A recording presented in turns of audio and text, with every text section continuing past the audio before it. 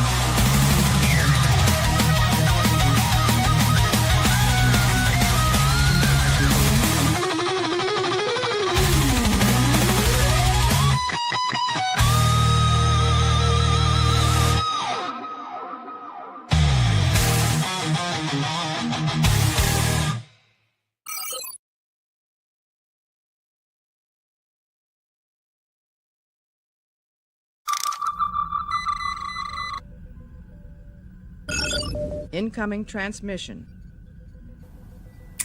Welcome to Saving Star Trek, a show talking about one of my favorite shows, Enterprise. I am Linda Park. I play Hoshi Sato and also Empress Sato.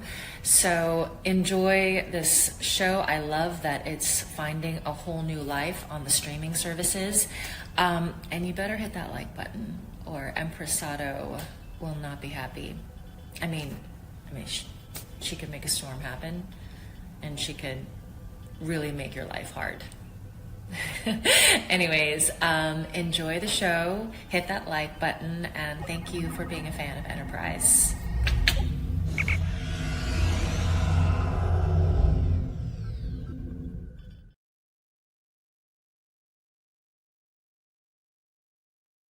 Hello, everybody, and welcome. It's your buddy Admiral Teague, and welcome to Saving Star Trek. You may ask, why is it that I cannot see Admiral Teague? You can see me now. And with me are my good friends and your Saving Star Trek co-hosts. They are geniuses. They are brilliant. They are being transported here from another time and place.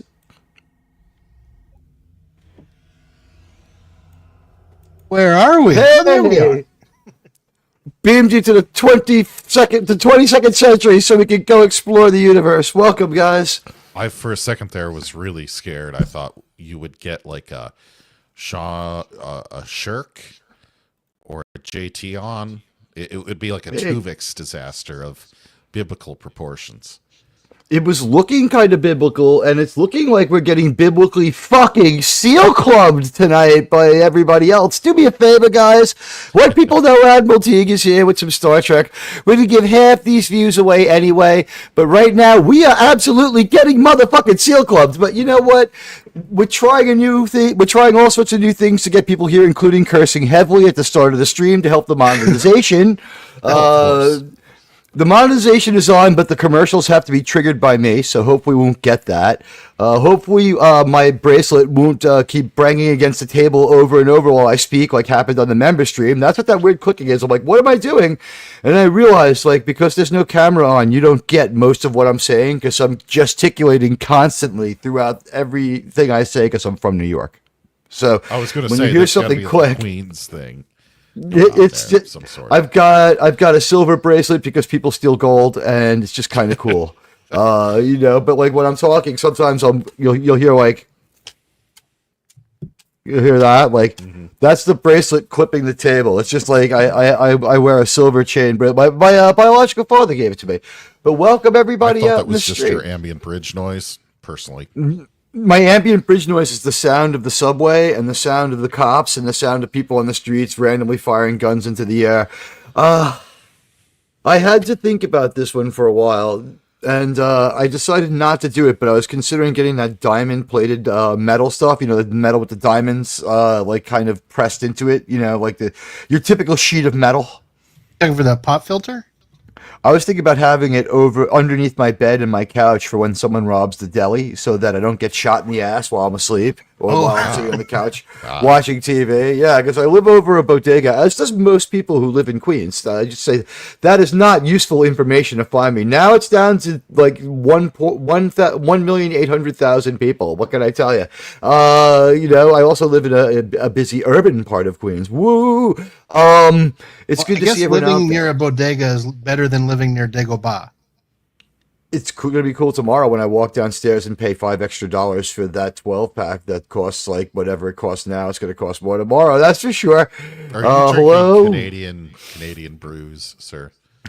You know what? I'm Cuban, so I get the Canadian beer sent to me back from Havana, and I don't have to pay the tariff, of course. Yeah, it's the taste of freedom. But no, of course not. I'm gonna drink European beer like the low life that I am. Hello, Jonathan Davis. Hello, John the Beagle Dad. Hello, Radioactive. Hello to RRTNZ, my friend. It's good to see you. And Gavin, did I say hi? Yo, Jacob Ironside. Thank you for swinging by. It's so good to see my friend Jacob Ironside. Lombardi 1969 is here, and we've got the hosts out in the chat saying hi and marauding around, and we've got let's see, did I miss anybody? No, but I wish I had. Let's get some more people to this Star Trek party. If you're out there, do me a favor and sound off. I've written something, and I'm now going to put it into the host chat, or as other people are trying to call it, the private chat, because I don't want to be the one who puts this in there. So Sean can't do it. JT, I'm putting some treasonous information into the private chat. I need you to cut and paste it into the regular. If you are comfortable putting this key piece of horrible information into the chat, if you feel all right blowing the whistle, ladies and gentlemen, there's going to be a fantastic and insane revelation here. You would like me to broadcast this on open subspace frequencies? But don't speak the words out loud, because we're going to talk about the implications of what happens when we do this very important thing to subvert the algorithm. You would like this broadcast? Yes, put it into the regular chat. Yes. The reason why I can't put it in and Sean can't put it in is when Sean comments while he's on this show, he comes up as me. Oh, well, I've got my YouTube page open today. So okay. Yeah. Yeah, but if you copy it from here and then paste it, Well, him sounding like you is stylistically designed to be that way, right? it makes me sound smarter and nicer. It's doing wonders for my reputation. They're like, Teague is still a babbling fucking idiot in the chat, like when he talks, but in the chat, he's much cooler now. Oh. Showing him It's stylistically, typos, this is something to agree with that. Remember, I Yeah. do speak in typing. I Yes. thought we were going to be, signaling some type of espionage or insurrection against the Starfleet. So that way we could then become the bestest ever. This That's is how you do it, insurrection against Starfleet that will make us the bestest ever. If you do what JT just pasted in there with the whole refresh thing after we're done, if you do that, it'll really help the channel out. It'll really help it out. But if you're tuning in, thank you. And if you're one of the people who comes through later, please leave us a comment. Let us know what you think of the episode. And with that, we're going to start the wind up to tonight's episode. If you're just dropping by for the first time, here's how we do it. We talk it up and say hi to you, and we give you a little bit of pop culture, like our views and stuff, like at the beginning of the show, but mixed in with the show. And we talk about the week that the show aired. We usually air the show just about 30 minutes in. So if you go 44 minutes from that, you'll get our reactions if you're coming through later and all you care about is our reactions, because we will watch the episode, because the idea is we're sharing Star Trek with our friends. We don't care about giving some of these views away, and the idea here is what's best for Star Trek. And what's best for Star Trek is to wash the taste of this Kurtzman Trek out of our mouths. I gotta tell you, I saw a guy today saying, I don't care that Section 31 didn't work out. It was weird and Star Trek needs to keep experimenting. He was a writer for CBR, so I said, that is some silly ass bullshit. I respectfully disagree. You already know what Star Trek works. They've done it for decades. You need to experiment? I'm sorry. No, that's weak. I have a song. Yeah, no, he likes it to be weird too. Is the other thing too. It had a weird experiment. I'm just like, when have we been anything but weird in this era of Star Trek? Kurtzman is the deeply weirdest guy for weird experiments. Well, some of them are gone from USAID being gone, right? So we don't know about that, but there's very little chance of that. But you know what? There's a song by the band, a band that I used to love from Minnesota called The Replacements. Has anyone ever heard of this wonderful band? Heard of them? No. Their name is perfect because they have a song called Alex Chilton, but I always think about it as Alex Kurtzman, and I think about the lyrics like. In the original song is like, children by the millions wait for Alex Chilton. He comes running. He says, I'm in love with that song. If you know it, you know it, right? But in my mind, I always hear like, children by the millions say to Alex Kurtzman to shut the fuck up. Hey, it's the lovely Sherry. It's good to see you, lovely Sherry. I clicked on something else. I'm going to hold back on clicking. You go click the lovely Sherry and highlight the lovely Sherry. Hello to you, lovely Sherry. Radioactive said there. Sean shows up in Teague. Yeah. What would we be called? We'd be called Sheet. Is that Shag? like 24th? Shag? We'd be Sheeg. Like 24th century slur. We'd be Shag. We'd be Shag, right? Because it's S-A, then A-G, right? Or Shag. Yeah, we'd be Shag. Wow, that is a transporter malfunction. Now we're starting to write our show. Malfunction. That's a slur from the future. It is. That it's. You know what? That is. Here's a question. We talk about transporter malfunctions. Yes. Go ahead. I was going to say this reminds me of like a mashup of Star Trek and Full Metal Jacket, where you get a Starfleet drill sergeant come in and say, "There's only two things that come from Alpha Centauri." Captains and transporter malfunctions. I don't know, something like that. But it's definitely it's definitely one of those. On that same note, if you think about it with the transporter malfunctions, when we have the transporter malfunction in Star Trek the Motion Picture, at the end of their screams as they beam away, it's really weird sounding. Mm-hmm. Mm-hmm. Is that the scream of the Is that the scream of the Seti eel when Kirk wastes it at the on whatever planet, Regular One? It's the same sound when Kirk blows away, when it crawls out of Chekhov's ear. McCoy is such a good doctor. In his greatest feat of xenobiology, he just gets lucky. The thing was ready to leave. I thought if you played it backwards, it said vote for Nagilum. You know what? Alex Kurtzman is the Nagilum of Star Trek. He really is. It's like there might be a Star Trek left when he's done, but like I really feel bad for the next person who gets it. Like without a reboot or something, and if they don't get the license away from him, there'll be brand confusion. Kurtzman will be out there like making like Star Trek into what he's made it into: young adult novels that'll fail, comic books that you won't want to have around your kid. Their comic books also had the message. One thing that the Star Trek crew has never done is had fun. Even in their musical episode, it was so poorly done and so poorly written. And hello, Phantom Outsider. It's good to see everybody showing up for the Star Trek show. Shore Leave, you think? They had fun at the end of that. No, I'm talking about in New Trek. They never have fun. They never have fun. They never have fun. No, the crew in Star Trek, the original series, has fun a lot. Like, what was that one episode? It's like, we'll have the happiest crew in space, Jim. I gave everybody space methadone. And he's like, I'll take some of that, Bones. It's like slapping his forearm. It's like, I like that episode where like Bones any episode where Bones runs around injecting people is always great. It's like, in the future, would you be a junkie? Well, do I get a hypo spray? I think about it, maybe. You would hide it, I guess, maybe, for a time. We have a hypo spray, but in New Trek, Raffi shoots drugs into her eyes. By the way, I want to talk about that. What a disgraceful character. I want to thank the pop culture gods. Brendan Sklenner from 1923. Listen to this trifecta of Teague. It doesn't have Star Trek. It's got all the other things I do.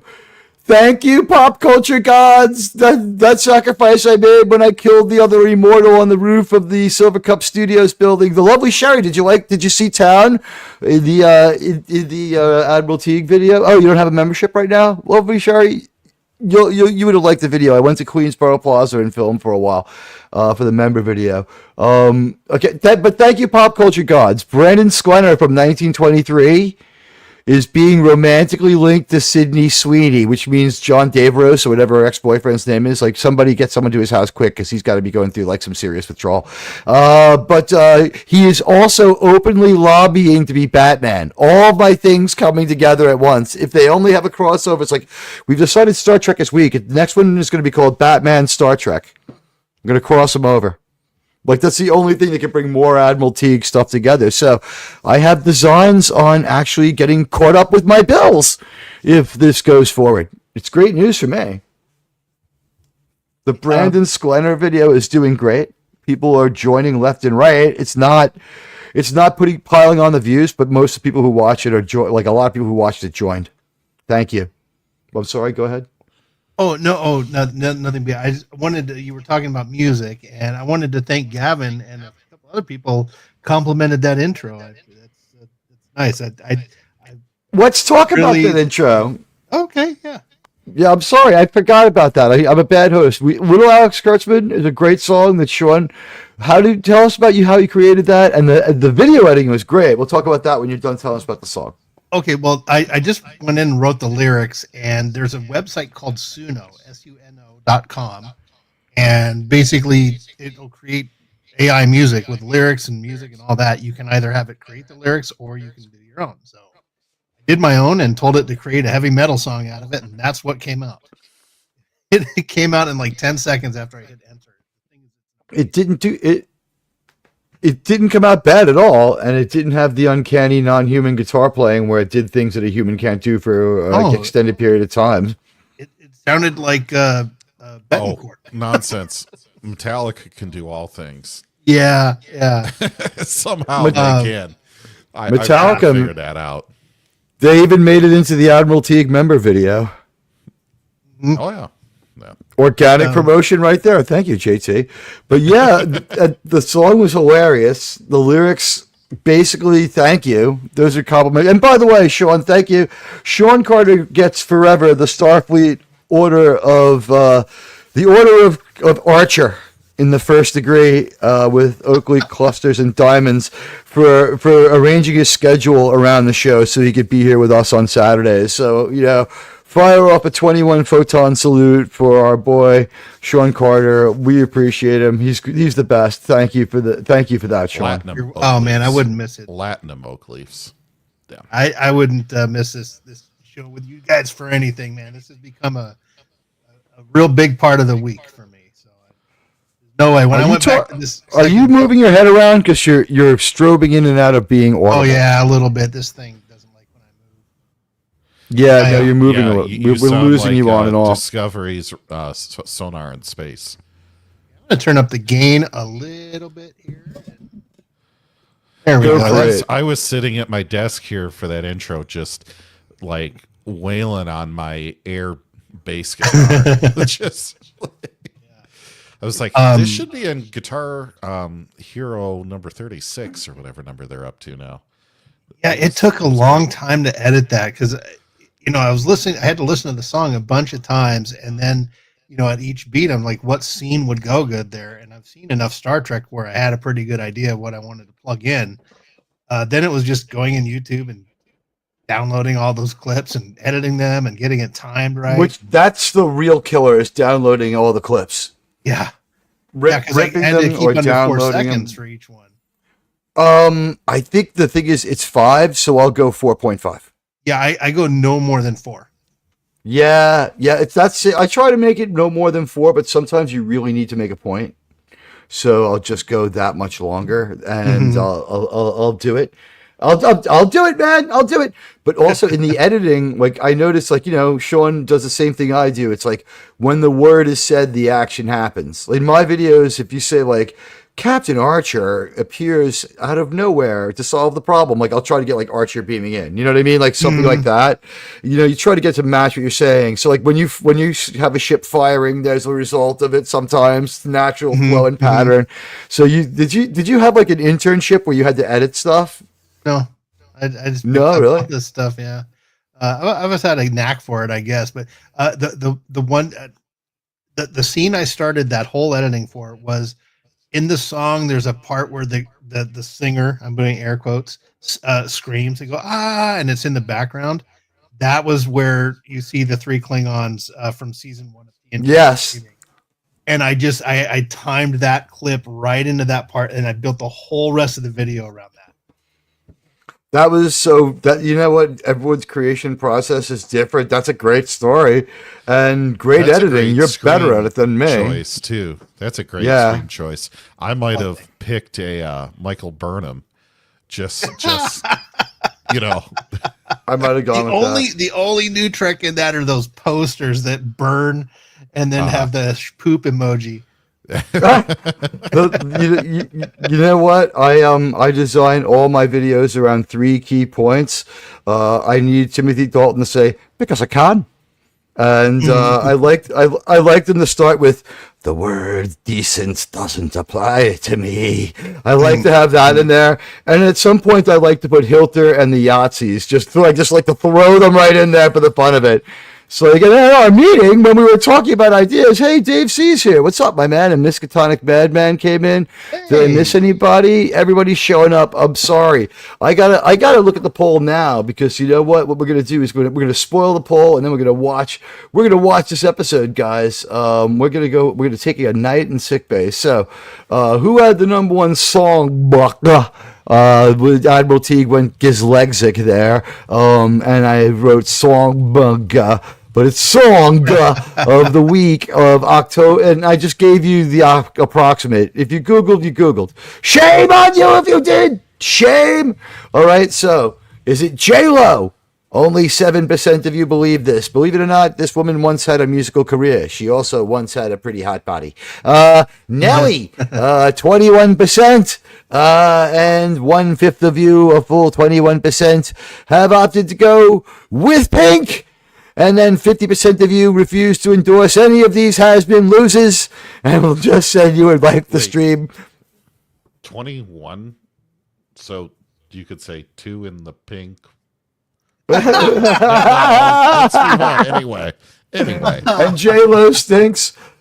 I'm thinking right now she's tanking and her movie career is ending at the moment this episode airs, because in '02, don't we get like that weird movie, is it called like The Sphere or whatever, where she just like, she can go, The Cell, where they put like some kind of brain gear on J-Lo, okay, brain, and she's gonna act to sell this tech, and she's like using using her mind to control things. Yeah, that was the end for her. Yes. Yeah, she was pretty bad, but and then so we got 14 votes on that. Guess what, guys? The answer is Nelly, featuring Kelly Rollins. So good voting, and we're going to give you a chance now to rate the episode. I'm going to start that poll in a moment, but let me just go through the show notes, and then we'll hit play on this bad boy. But yeah, thank you, Pop Gods, for having Brendan Sklenner romantically linked to Sydney Sweeney and wanting to play Batman in the DCU. J-Lo made the mistake of P. Diddy parties. P. Diddy was a weird motherfucker. The one thing that he said, like, it was like, that came out in that first trial, and then he got close to the next mayor in New York and was like considered okay. Like somehow they sanitized him, which was weird. Yeah, tried to rehab and sanitize that image, which throwing money around will help. Yeah. The only image of J-Lo I remember is there's a brief shot of her in Anaconda, which is probably the best picture I've ever seen of her. Oh wait, she's got a great ass. Yeah. Well, the best one I thought of her was, wasn't she on an episode of South Park? Talking about chocolate-flavored kisses? I would say my favorite thing about J-Lo is that they finally, like, she's moving off of relevance and going away finally, because the idea that she represents all Latino people is sickening. And I gotta say this, at the height of J-Lo's beauty, I could walk through a car on the 4 train up to the Bronx and see 15 women as good looking as J-Lo in the exact same way, or much better look, much better looking. Hey, Buddy Hepburn. So I didn't get the fascination, and I said to people, like, I don't understand this, like, plank of wood who can't act, and people were like, everybody doesn't live in New York, and I'm like, what the fuck are you talking about? They're like, everyone doesn't live in New York. I'm like, what the fuck are you talking about? They're like, everyone doesn't live in New York, they don't see Puerto Rican chicks all the time, and I'm like, what are you talking about? It is, and true. They're like, it is, true. Yeah, and they're like, it's weird for people in the Midwest, and I'm like, you can't tell me that people from Texas don't see Latino people all the time. They're like, now you're talking to like a totally different Latino person, and I'm like, what are you talking about? They're like, if you were Latino, you'd understand, and I'm like, one day I'll be Latino, maybe, and I will. You can't tell if she's from Puerto Rico, where. She kind of does have typical what I would call New York Rican looks, but take from that what it is. It might have something to do with an attitude and a style. But I would say to a degree, she looks a little bit like specifically like a New York Puerto Rican. She kind of does. I mean, she is fading. She canceled her tour because no one was going to they couldn't sell the tickets, so she canceled it.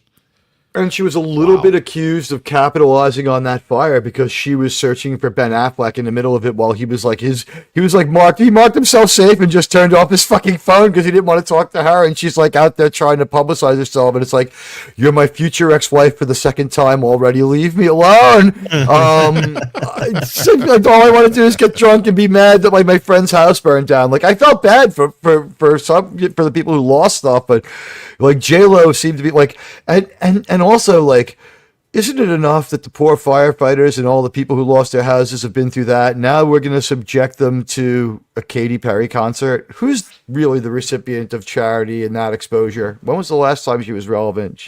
Way to go, Katy Perry, right? Am I right? How much is a gallon of gas on October 16th, 2002? Yeah. Oh, speaking of that, you guys know I was in Ben Affleck's house a couple of times. Were you? Yeah, and when I worked for Budweiser, when I lived out there, you had to stop with the truck. No. Well, I was a salesperson, and every now and then they would do what we called celebrity beer, where they would go to a celebrity and go, "Can you just like hold a Bud Light, or go to a hockey game or something? Right. Get a Bud Light. Let us take a picture of you holding it, and we will deliver 2 cases of beer to you per week for 2 years." And so every now and then, or whenever you call, we'll bring it to you. So every now and then, Ben Affleck would call, "Hey, can you bring me a couple cases of beer?" Yeah, it's like millionaire, and he's like, bring me 2 cases of beer. Like he couldn't send his guy out to go get it. Damon's sister's visiting, and she's staying in the pool house. I have to stock it up.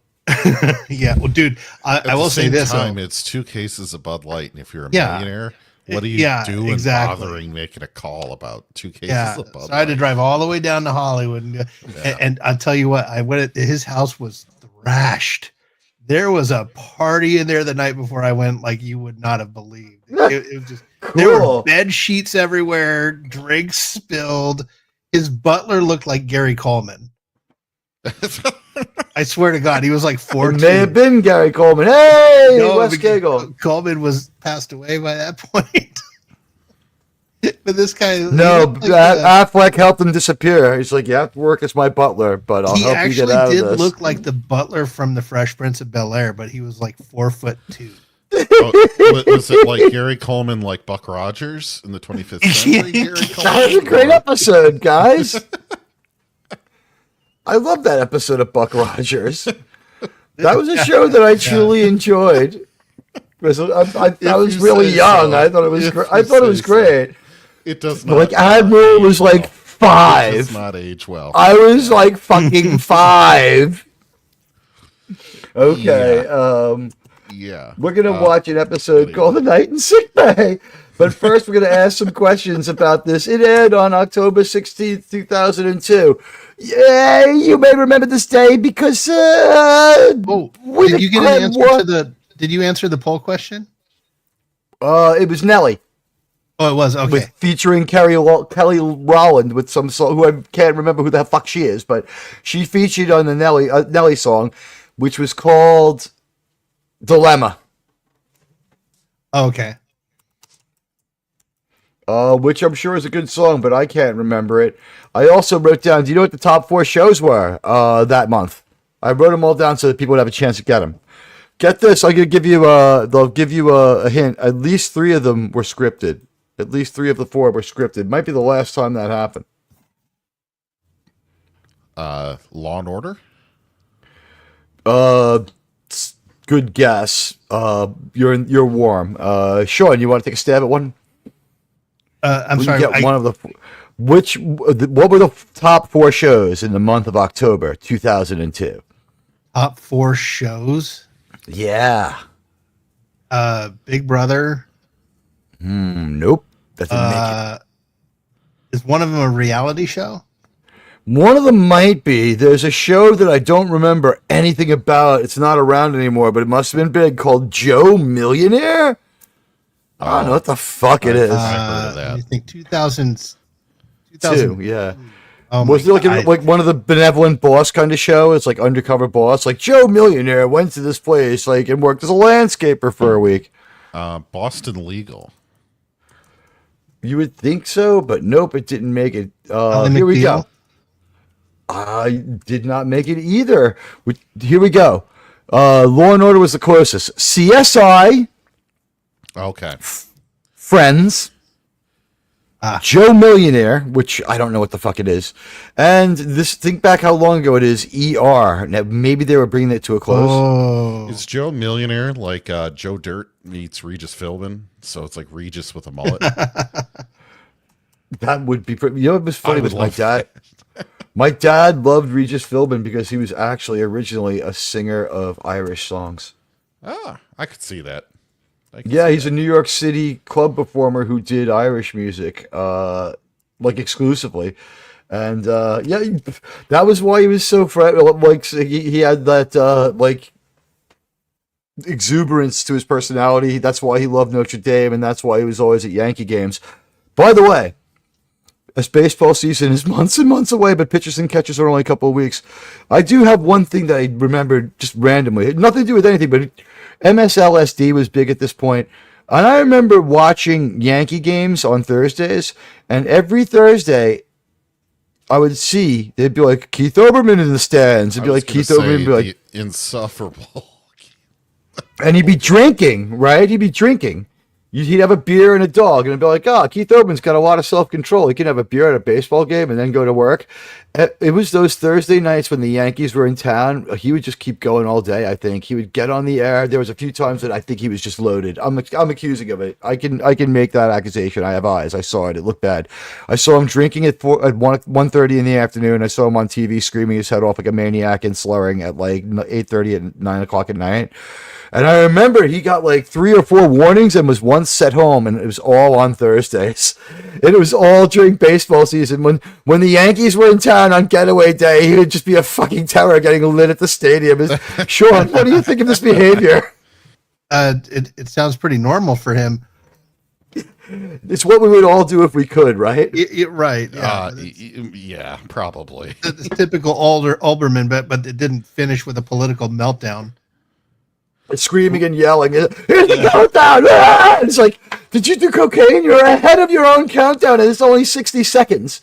You read 60 seconds of information in 15 seconds. What are you going to do for the next 45 seconds? It's like, oh, he's going to heave and seethe into the camera and just look at us. That show was weird. When he got fired, people were like, oh my God. I was like, man, maybe I might turn on that channel again now. It's like, I don't know, but hey, we're at 35 minutes for overtime. Let's just go. Michael's Sports Machine. You remember that? I remember that show. It used to come on at like 11:45 at night after your local sports update. Yeah, he was great. I loved that guy. I watched that show all the time. I also loved Twib, but like really quick, let's get through the rest of this and we'll start the episode. About that. He was Mel Allen started out as the Yankees play-by-play guy. Like on those classic games that they would play, like in the off season, like from like the '60s with his calls. Yeah, it was great. So get this, we got the number one song. How much was a gallon of gas in October? On October 16th, just about nationwide average was. What do you think, guys? $1.45. Ooh, wow.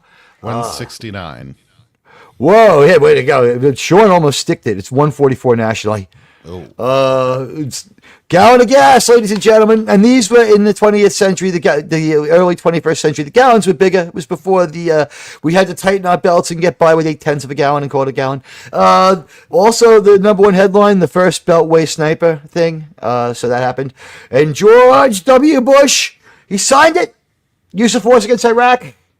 You tell me if we needed it. I don't know. I'm sure that worked out well. And this day in history in 1962, JFK was told that the Cubans might have some rocket launching facilities, that they weren't owning up to. But it was purely for academic and research purposes only. I thought it was weird that Captain Pike went back to the Cuban Missile Crisis and told Kevin Costner how to handle it. Did you see that movie? No, I didn't. Bruce Greenwood is really good as JFK in a movie called 14 Days. All right. Hey, so listen. Okay. The following happens between 8 p.m. and 9 p.m. Did anyone else notice the time popping up on screen during this episode? Maybe the writers were watching. Were they binging 24? Like, why did we have the time in the corner during this episode? But, all right, everybody.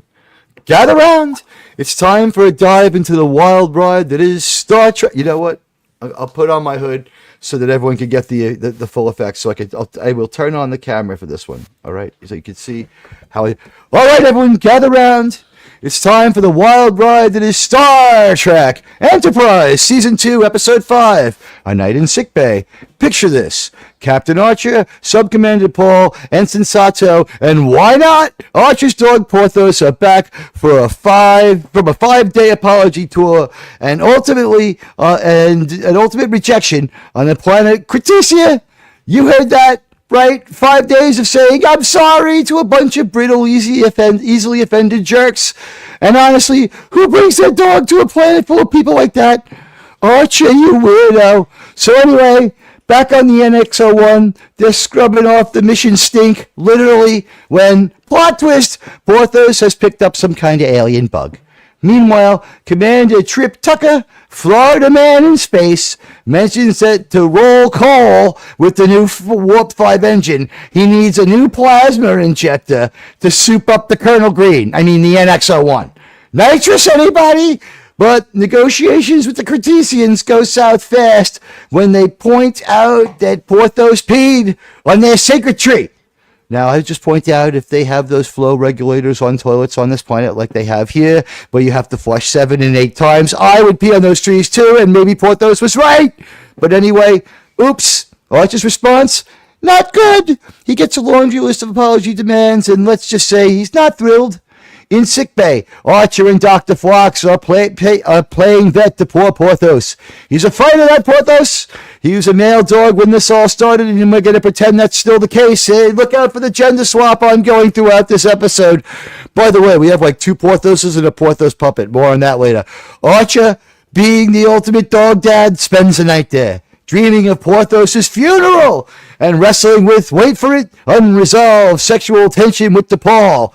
Archer, yeah, I got a way to solve that. You know, you have observation footage of this woman. You could just watch it, and you can't. Well, more, yeah, it's awkward as it sounds. Phlox, meanwhile, he thinks he's Dr. Phil, and Archer's reminiscing about how he got Porthos. He was the runt of the litter of 4 pups. It's a lot. Meanwhile, DePaul is in the gym on the trampoline because she's a trampoline girl, nagging Archer to apologize to the Mucasians, but Archer is too busy blaming them for Porthos' illness to care. Classic human stubbornness. Will Porthos fall through thanks to a pituitary transplant from an alien chameleon? Will Archer swallow his pride? Will Florida man want spinning hubcaps as well? Grab your popcorn. This one's a fever dream of dog drama and alien diplomacy. And Archer's midlife crisis. Let's watch some Star Trek. All right, guys, what did you think? Sounded good to me. It's about right. Are you're a little? I detected a Are you breaking up a little? Accent. Yeah, I want to go. Yeah, sure. You're breaking up a little. I think you might be. I think I need to get a new wire for this mic. You know what, guys? It's everybody right now. It's first of all, your experience may be different than ours. When I listened to our last show, it was nowhere near as difficult as we thought it was. But our ongoing adjustments do make a difference, and they can get you the uploads that you so need. We were looking at an unproductive week coming up when the heat went out here, but we'll forget about that. You know what? Somebody should redo it.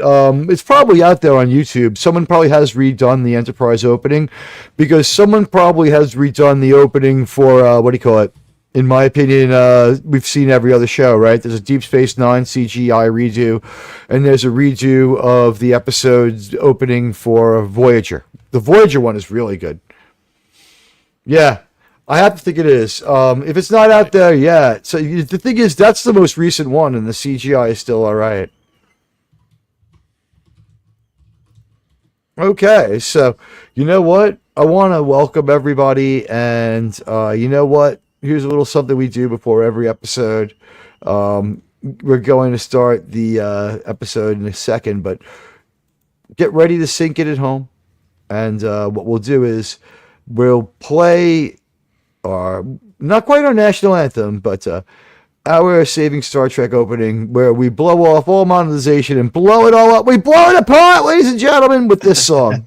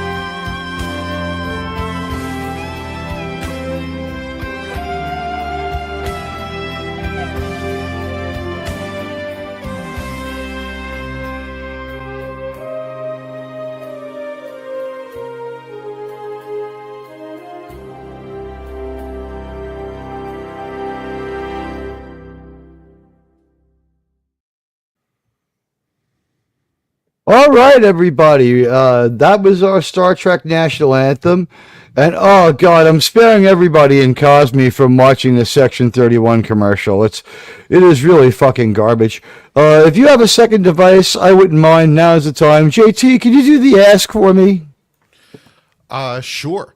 So, folks, what we like to do is we all like sitting around like we're in a virtual den or virtual living room or virtual Star Trek hall together eating popcorn. If you could open up a second screen and put in the Cosme link, we'd love to watch around with you. And yeah, there we go, Teague. The episode has started.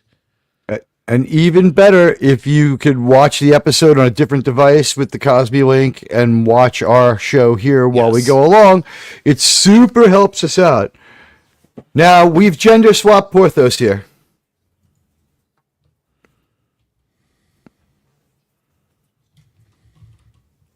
Now, here's the thing, though. It's a merit gender swap, JT. Is it? Is it? The backup dogs who mostly play Porthos. This is a female beagle. Yeah. The thing is, we don't admit that. This is it. Breezy, our beagle here, she was able to act without the help of the handler. Oh, even better. The handler couldn't be in this set. This set was enclosed. The handler usually was off camera showing the dog which way to look. I couldn't believe that this was a 365-degree closed room. It is. Can you believe it?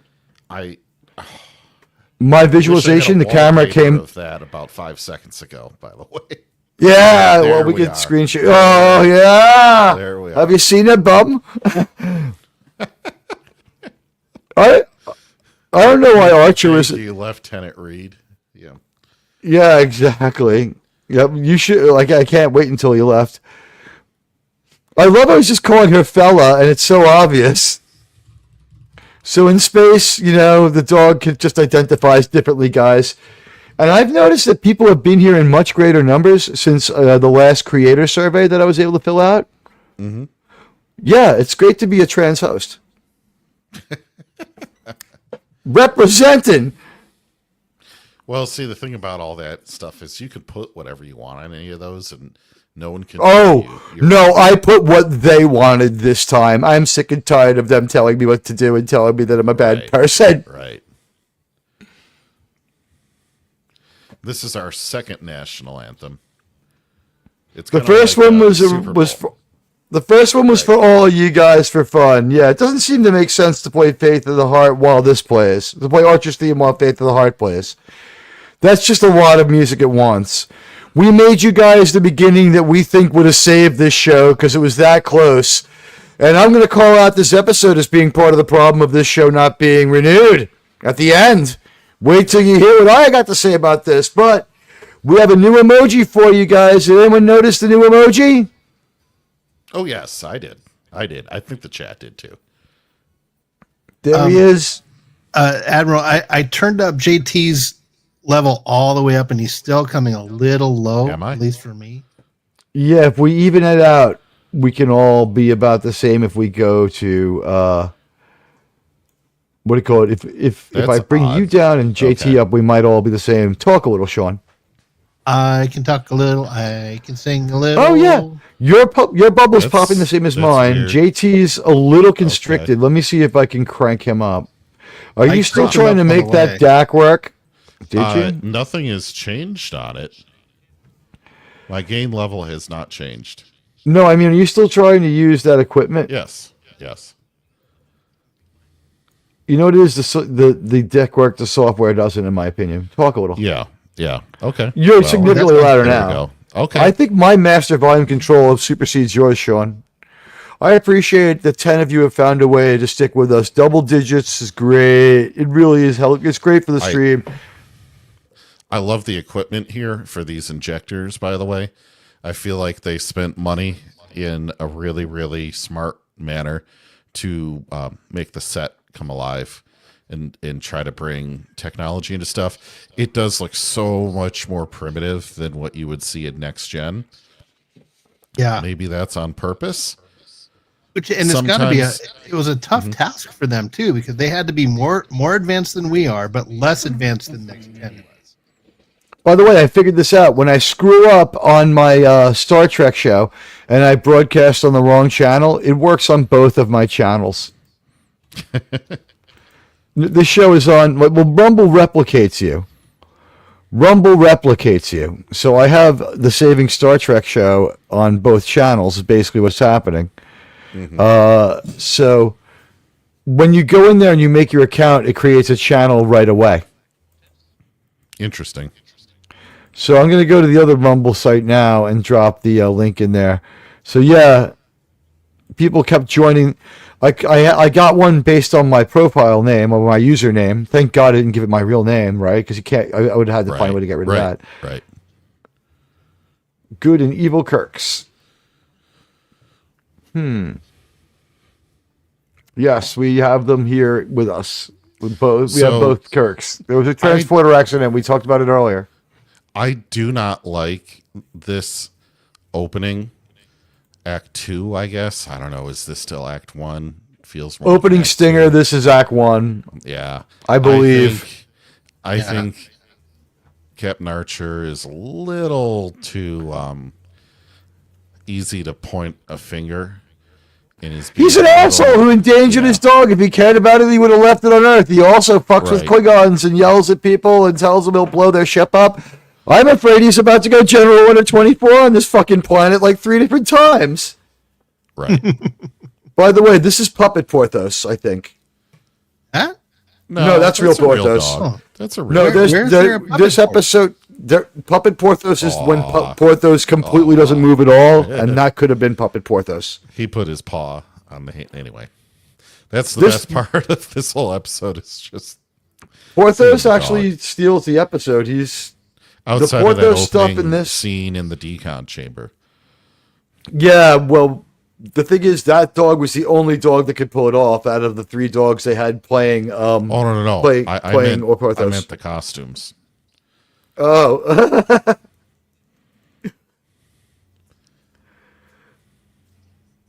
This episode makes no sense. Archer has no self-control and yells at women because now he just has no self-control and yells at women. Right. Although this is a recurring trait. He's yelled at DePaul 3 or 4 times, including before he could have known her that well. By the way, man, the sleet is coming down here in New York. If you lose my signal, it's because my internet went down. Oh, we're getting the snow. We're getting the snow. Yeah, but you live in like snowland. This is true. Yeah, we were 87 degrees today, and we're going to be 54 tomorrow. So it's going to be a 33-degree drop. New Yorkers would call that a welcome break. Yeah. She does eviscerate him. Yeah, right? You enjoyed it all day today. Just like, tomorrow won't be horrible, but man, wow. Because 55 is still, you can play baseball in 55 degrees. Oh, you just walk out in a hoodie and you're fine, right? Yeah, but I mean, I was sweating my keister off today because I haven't acclimated to hot weather yet. And then tomorrow's going to be down to 54. And then on Wednesday night, we're getting down to 28 degrees. I'm going to have to rip the John the Beagle Dad obviously is like not near the Gulf Coast of Florida when he says, "What's snow?" Imagine sharing a wall with the captain. On those he was throwing that at a lot of breakable shit. That he's throwing that water polo ball just all over the place. I imagine Tucker's quarters are the ones next door, right? And he can't say shit because it's your superior officer. Do Tucker's quarters and DePaul's quarters need to be far away approximately from the captain's in case there's an attack on the ship? So that if they get one person, they can't get them all? Possibly. Because I would imagine like he would want Trip right nearby and DePaul on the other side so he could come out of his quarters, have them both there. And plus, he likes to vent on and yell at DePaul from time to time, which is weird because he's from California, not New York. It's hard to tell because like captain's quarters can really vary in size. If you look at Strange New Worlds, you know, they're the size of a Home Depot. So they didn't even think that through. On Strange New Worlds, Captain Puke could have had that room to go to if it had been that his quarters were connected to the common room, which was next to the conference room, which would have organically made sense, even though it wouldn't have been great Starfleet stuff. It would have made him look like less of an asshole.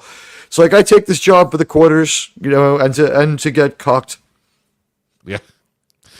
So I also don't like this part with Phlox being like, "Oh, by the way, See, that's I have the puppet. 90 other degrees in everything, so I just know it all." This is not a real dog at that point. The one he just walked up to the tank to, that's not real. Motionless Porthos is the puppet. That was a real problem. It was too much to ask the dog to be motionless.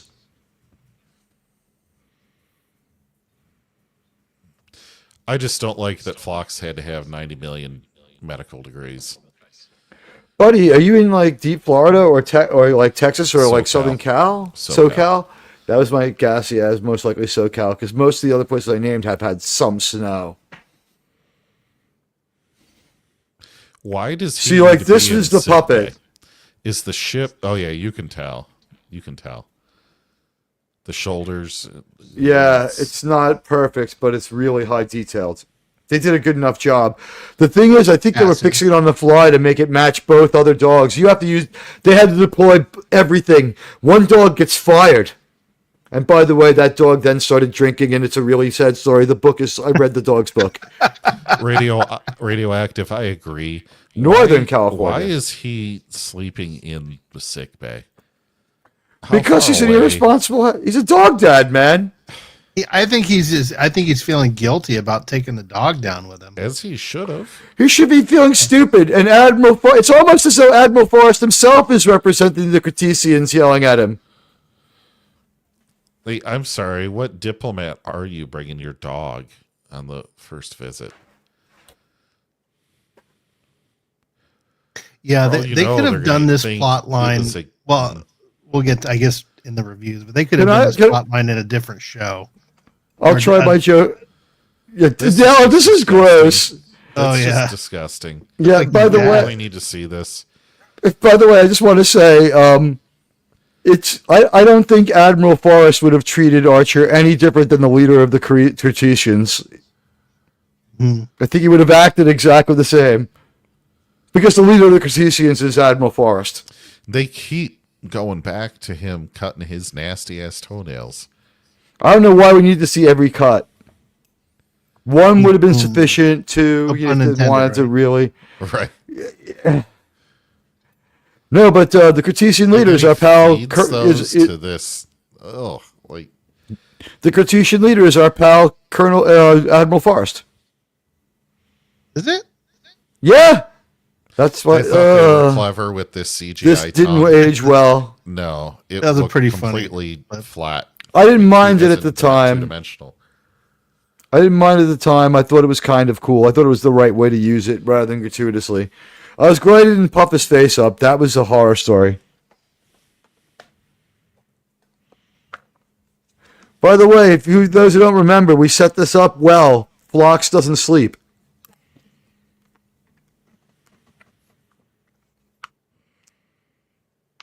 Well, he sleeps in long segments.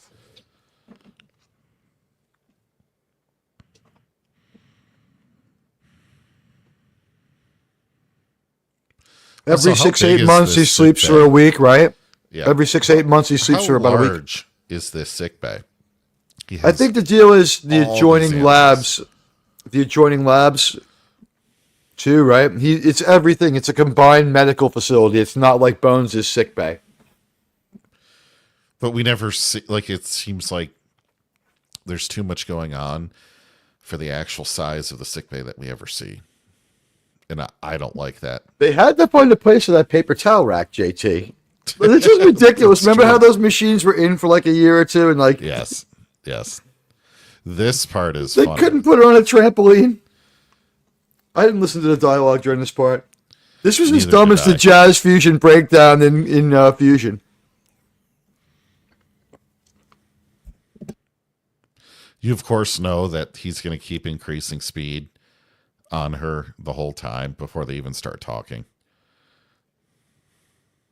If you're gonna have her gratuitously jogging because she's so hot, can you keep her in frame and not have her out of focus so we can watch the effect of her jogging? Since you did it anyway.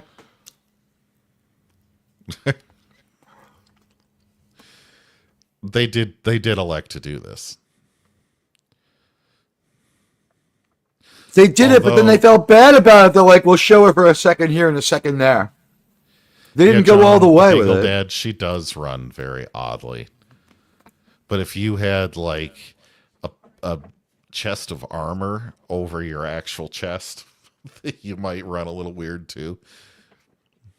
That's happening on and off, and she doesn't seem to be wearing it in the cast picture for this season where she has her sky blue jumpsuit on.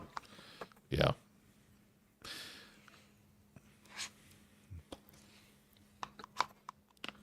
He is being a dick about this. Yeah.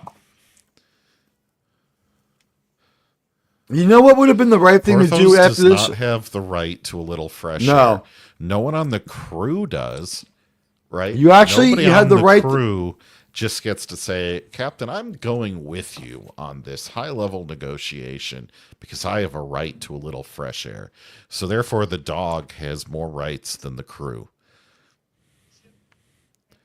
Anyone else notice that, or is that just me being a little difficult?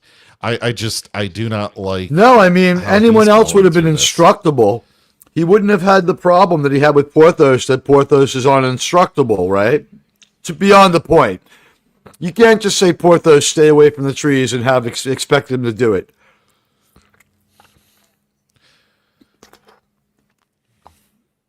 At least I'll give them credit on this. That besides that Planet Fitness gear they've got there, the purple machine. Anyway, they did give them more realistic exercise clothing instead of doing the TNG route where they're just wearing weird unitards. Yeah. How much better would it have been if they had to go like Ray Palpatine and do the super fast running? You got to figure if she's 5 or 6 times stronger, she can run at least twice as fast, right? You know, I mean, it's dangerous to her to run that fast, but she could do it. You don't really smell a clean dog sitting in the same room. And T'Pol walked in saying that the dog reeked in the first episode. Archer's got to be right off that treadmill. And she has to be getting 500% of what he's putting off. I think that's why she kind of for her going into the human gym, because it's got to smell like gym. Even if it smells perfectly fine to us, she's got to be like, oh my god, you know. My theory is that she started to embrace the bad smell because the pheromones are making her hornish. I see. Hey, File 13, thank you for the kind words on the other show when you said I had a good, when you told people to, when you endorsed the stream. I appreciate that. File's got a channel too. Check him out.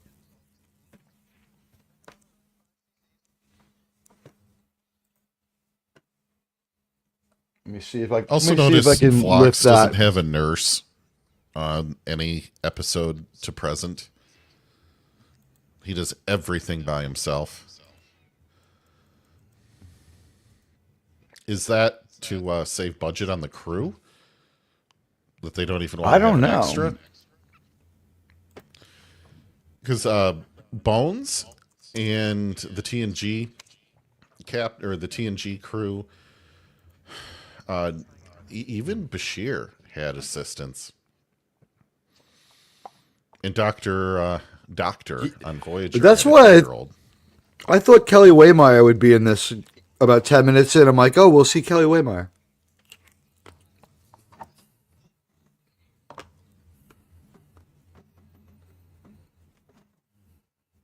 Dude, you're not entitled to their plasma injector.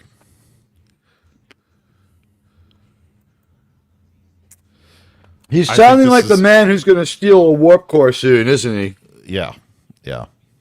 When he stole that warp core, when instead of saying I'm sorry, she'd been like, fuck you. That would have been great. The bold new look of Kohler.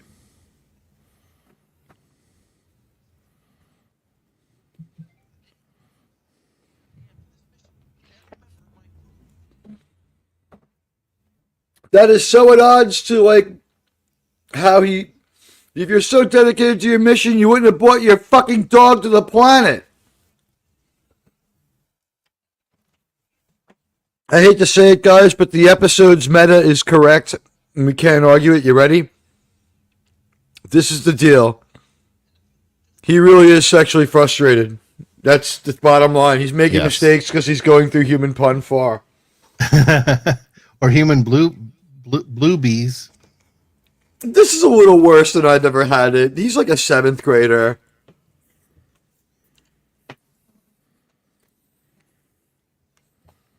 Didn't they already go to Ryza? Yes.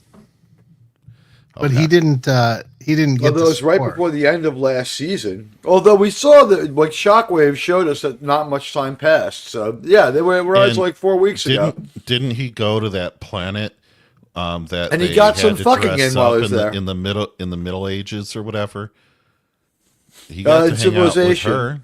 Yeah, he's been doing some fucking. He has a lot of Kirk-like traits. The one that's a big problem is he doesn't fucking have the ability to say she's a beautiful lady and we love her. And look, it's Vaughn Armstrong. Also, they're not forehead aliens or nose ridge aliens. They're all the above aliens. They put in some makeup work on these guys. Oh, to answer John the Beagle Dad, yeah, I've had several. Have one now with Dexter. He's my avatar. I've had a beagle named Levi, another shepherd, 2 other shepherds, Hooper and Louie, and I've had a basset hound named Annie. Got a bunch of dogs. I love my dog. Growing up, I just never did good enough on enough math tests in a row to get that dog. What can I tell you? This part was where the episode gets ridiculous. Yeah. Hey, you know what? 90s means 90s, not an 88.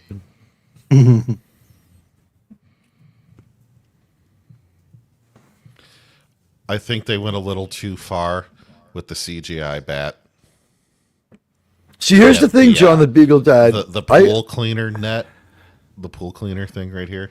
Yeah, it's ridiculous. John the Beagle Dad's talking to Sean, but I'll just take his comment and apply it to the episode here. The thing that is, and this wasn't too bad either with the CGI, or unless that's practical. It's kind of cool. It's CGI. It was cool enough, honestly. Here's the thing. If he was truly that dedicated of a Beagle Dad, my thing is like, Archer, I love you, but the fact that you're trying to bring this dog with you on this all-important mission tells me that your head's not in the game. I'm putting captain. Who's the captain that the Vulcans wanted? Oh yeah, exactly. Yeah, we're putting him in charge. We're putting John's girlfriend. We're putting John Houser's girlfriend from Total Recall in charge of the mission.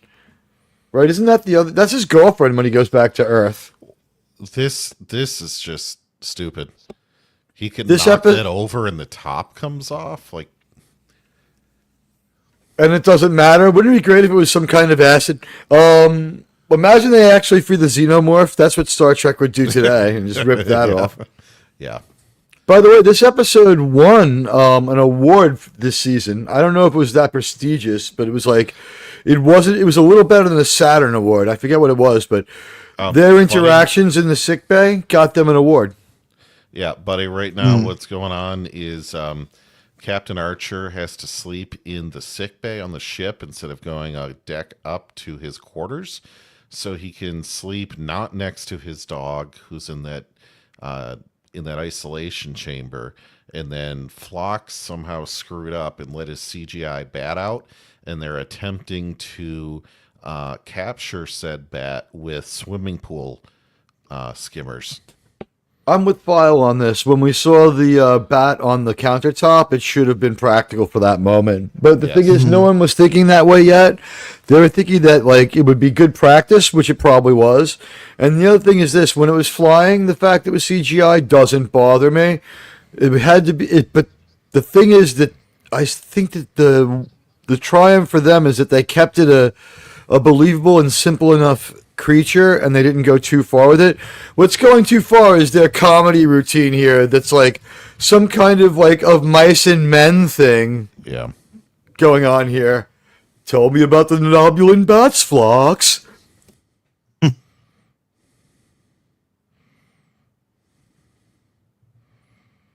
This is where he goes all just.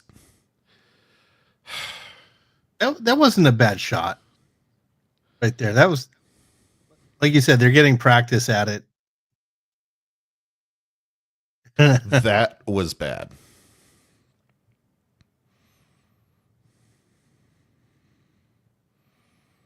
She had ninja skills right there. Yeah.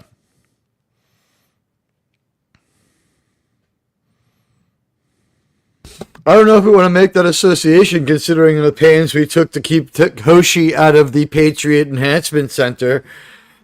That was the most cowardly episode to me. Was still detained. We didn't want to put a black man in jail in the form of Pride Weather, and we didn't want to put an Asian person in the Patriot Enhancement Center in the form of Hoshi. Mm-hmm. Even though Linda Park is South Korean, not actually she's an American. We heard that accent, but I believe she's of South Korean lineage. Yep. Let's give her dues. Is she? She's not Canadian? I don't think so. She might. No. That's not impossible, by the way.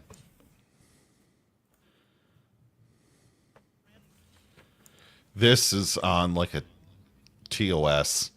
Did he say 6 months or 6 weeks? I think he said he's had him since he was 6 weeks. Also, this is might be wrong. This is very un-Gene Roddenberry. This is why I feel like the people... I didn't look at this, but don't you think it's the director from Fusion? It's like, oh, we need our Vulcan sexuality director back. Our guy knows how to do Vulcan sexuality well. And I'm very, very grateful to everyone who's hanging out with us. Having Phlox as a clergyman and having that scene... it was like a bad moment of Deep Space Nine, and then right into this moment again. I mean, that was like the weakest moment of Deep Space Nine.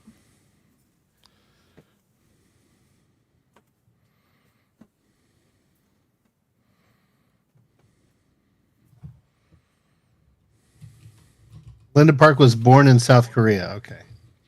Oh, I didn't know that. Thank you, guys. Oh my gosh. RTNZ. Generous $5, $10 New Zealand super chat says to us, if Chuck Norris was in Monty Python, he'd scare the parrots back to life, be a straight lumberjack, win the argument, enjoy spam, and expect the Spanish Inquisition to know the meaning of life. Whoa, I have to go. Oh boy. Pause. Captain Archer, wake up. Thank you so much, RTNZ, for the great Chuck Norris joke. We really deeply appreciate it.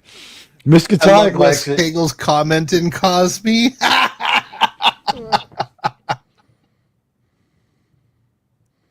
You see that? If I ran the show, I would have put both of them in the prison just to show I don't give a fuck. See, DePaul is too skinny. Borderline. Anyway, thank you, RTNZ. We were just reading that during a very a lot going on during that moment. Educational part of the episode. So I was glad for that dream, by the way, because this episode had already crossed into dumb for me. Yeah. It reminded me of Fusion, that whole sequence, didn't it? It was a dream, and I was like, where's the sax solo?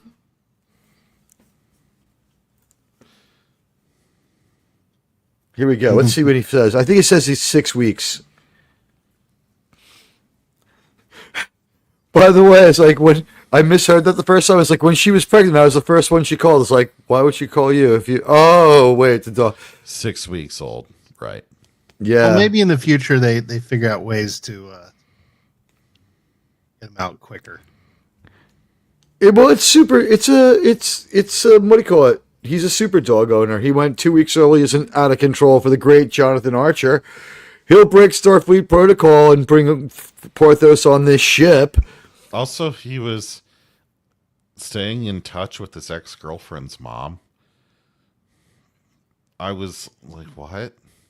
Stacy's mom has got it I was going like, on. There's something a little wrong going on in that. He wanted to go by and play with their dogs. It's like, how old was Jonathan? Like, Jonathan Archer is showing an emotional age of about 5th grade throughout this episode. Anybody? Yeah. Later on, guys, he's going to show the Kreetassans his toys. I'm doing basically the best I can. Yes, you are. I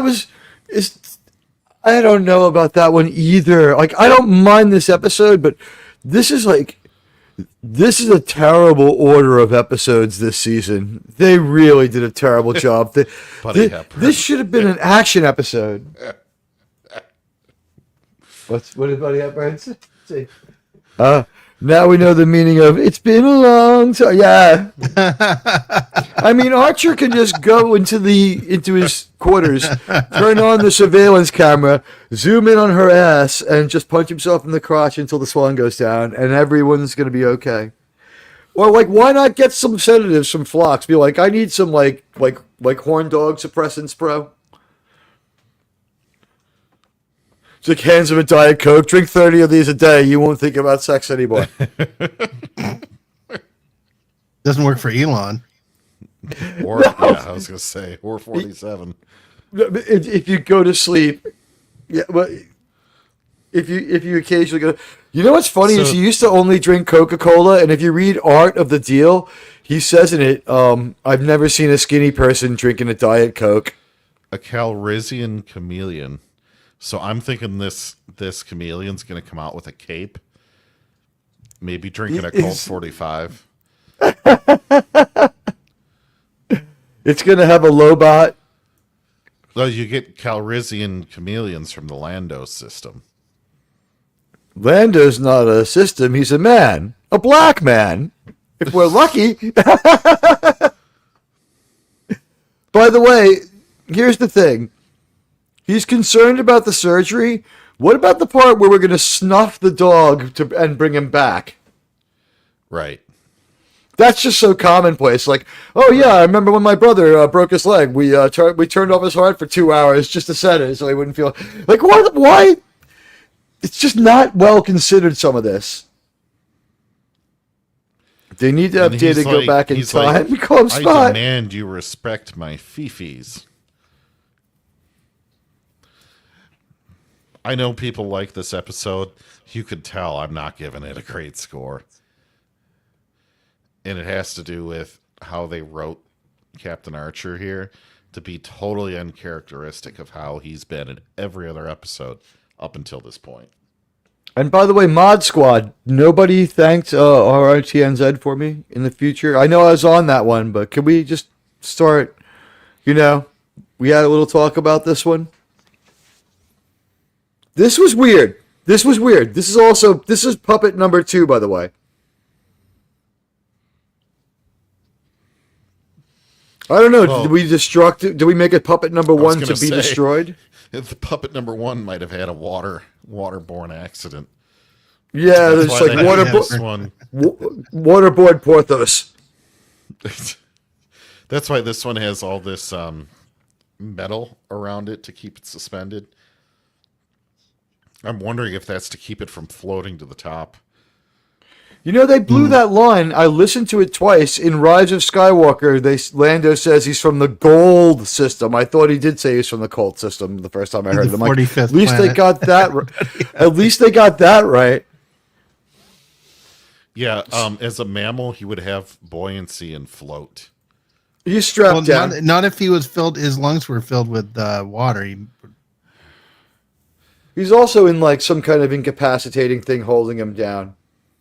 And the liquid doesn't seem to be water, so he could be.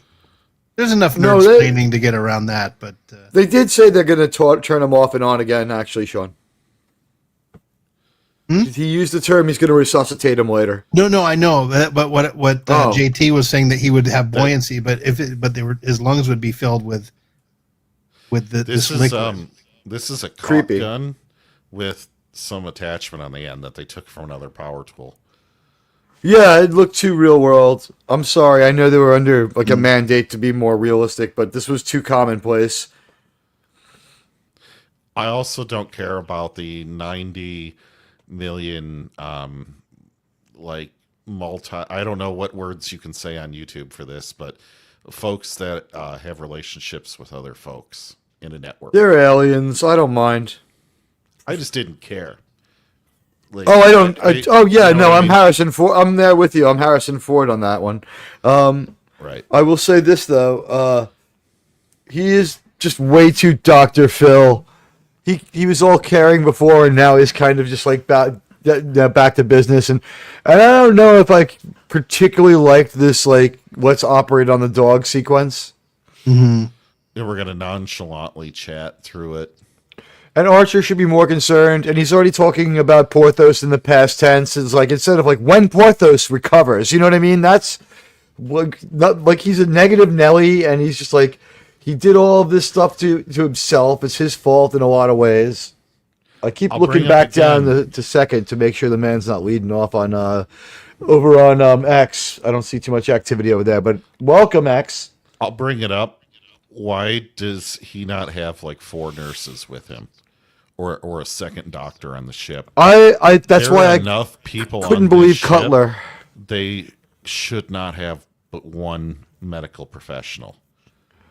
Why isn't Whether he Cutler there? speaks or not? Yeah. Was she sick by this point? The actress? She outlives the show.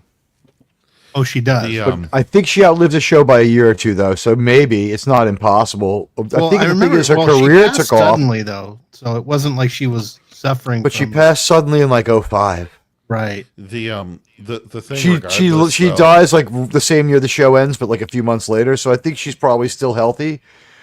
even if you aren't going to get her in there, you should have an extra from like a toothpaste commercial, and maybe you let them say yes, doctor, and walk away. Yeah. Yeah, someone like that. I agree. I would have preferred Ensign Cutler because they tailored her uniform so well, but I think her IMDb might show she's off the show doing other stuff now. She's on like Earth 2 or some other show that we forgot about, right? They really Maybe she's on spend all Lost. this time pumping up the risk of the dog passing away, and then when they're doing this incredibly high risk procedure, they just chat through it about relationships. And by the way, Fox's homeworld, instead of being high stress about the operation. Also, why are you just using a spray painted chainsaw? and why is he dressed like Bo Derek? This goes on for too long. This goes on for too long. And it's too stupid. At this point, we get it. Like they could have This ended is- it right there. 3 out of 5 Nodded. episodes. Yes. They could have nodded right there. This is now 3 out of 5 episodes with shirtless Archer in a row, too, I think. We've seen a lot of shirtless Archer, ladies. I hope you enjoy it.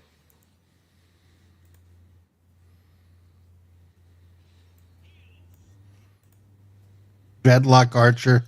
I did. He I was just- going to say he's He Bo just Derek Archer. messes up. Predator Like, Archer. He messes up and like farts or something on when he squats over one of these times and just like further offends them. Yeah, I mean, this is Planet Douchebag 3. And by the way, I love that Right. he came down early and he's like, yes, I'm here for you to apply the He- henna tattoos to my bodies. He winked on that. How does he know that winking during the middle Won't of cause that another isn't- problem. Yes.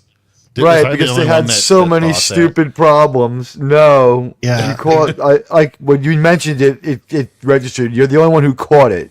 Okay. Yeah. But when like, you said, but when you said it, I got the same place you got at the same time. yeah, like on our planet, this means you want to rub one out on my sister. Or some- Which we can negotiate for later. That's for 2 warp coils. She might want a plasma injection from you, Captain Archer.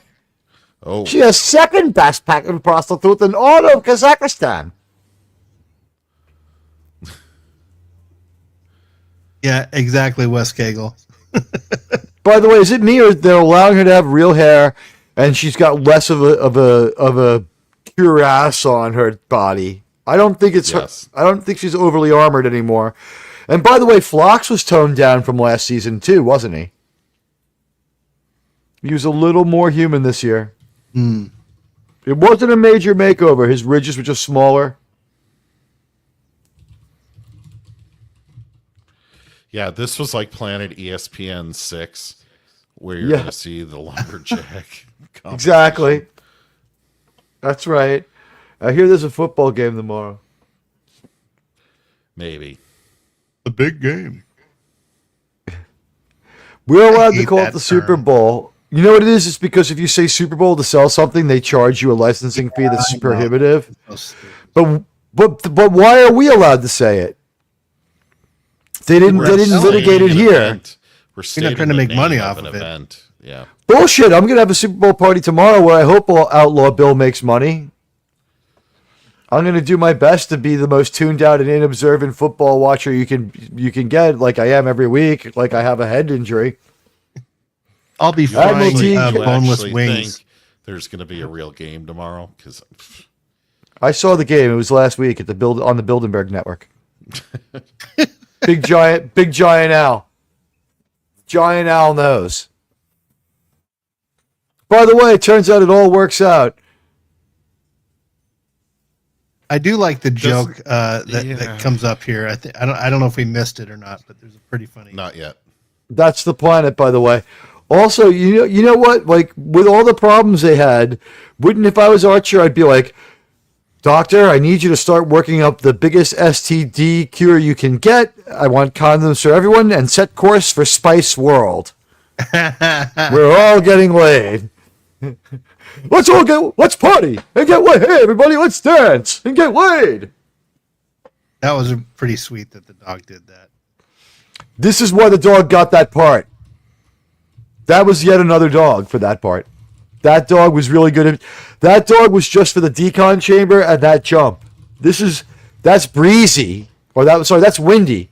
The other dog, the one that was calmer, the one that did all the other stuff, is Breezy. The two female dogs supplanted the male dog. It's DEI! Oh, so Actually, it we was did miss Mary the line Hine. where he goes, "Oh yeah, he may disappear from time to time," which was pretty funny. Well, J.J. Abrams right. knows that line because, it's in Star Trek 09. He said that they made Porthos disappear. And by the way, I am just absolutely flattered that so many of you hung with us through the watch party and wanted to hear our perspective on it. We appreciate it. It's really, really, really humbling to have a watch party with this many people. What we could do if we just didn't show the show at all, but maybe we'll do that when we get to Deep Space Nine in 2038. where we'll all be so much older that it'll be called Deep Space 7 p.m. because we won't be able to stay up much later than that.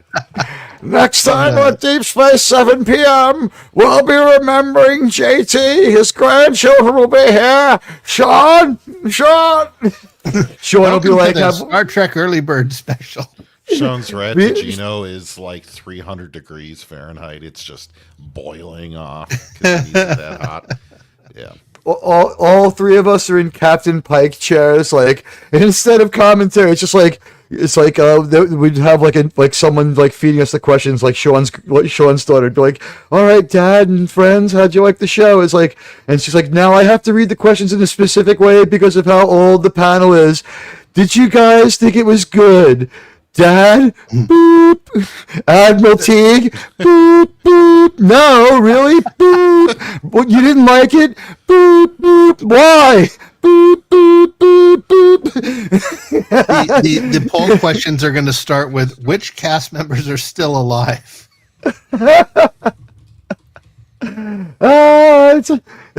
It's like Admiral Teague has become quite judgmental and out of control in his old age. It's like he can only make a couple of sounds on that wheelchair of his. It's like, is it a good episode, Admiral Teague? Boop, boop. But maybe.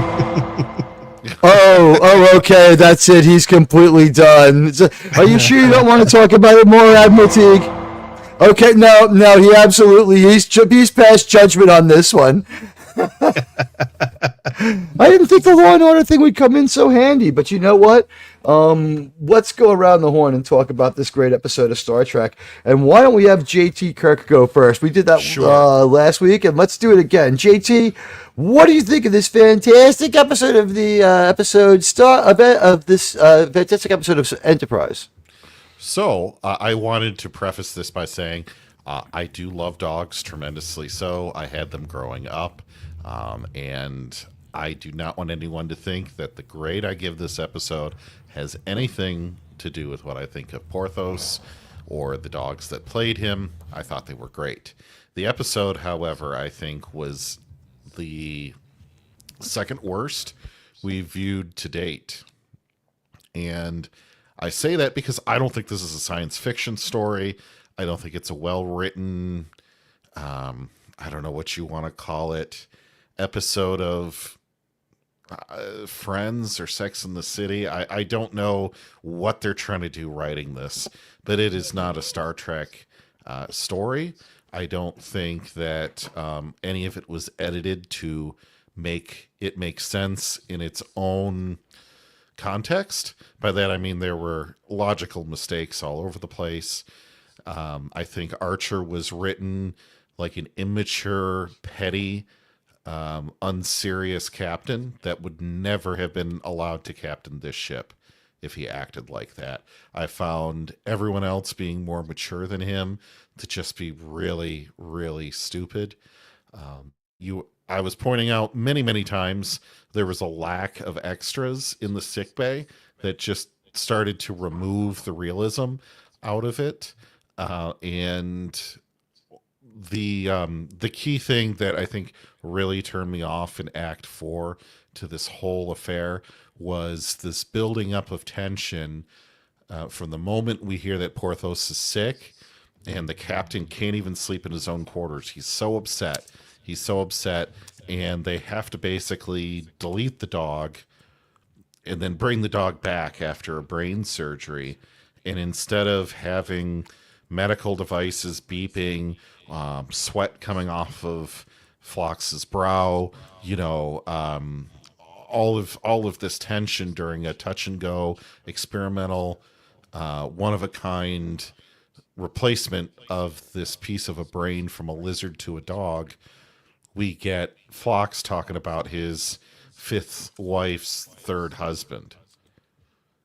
That's stupid. I'm sorry, it's stupid. And Archer assisting a bit. Sorry, yes. Go ahead. Yeah. Oh, yeah. No, you bring up a great point. Casually assisting. Yes. Not only are there no extras, no nurses, medical techs, nothing. Captain Archer with really, maybe a field medic course under his belt, just kind of talking, doing whatever. They're not wearing shooting the surgical breeze. masks.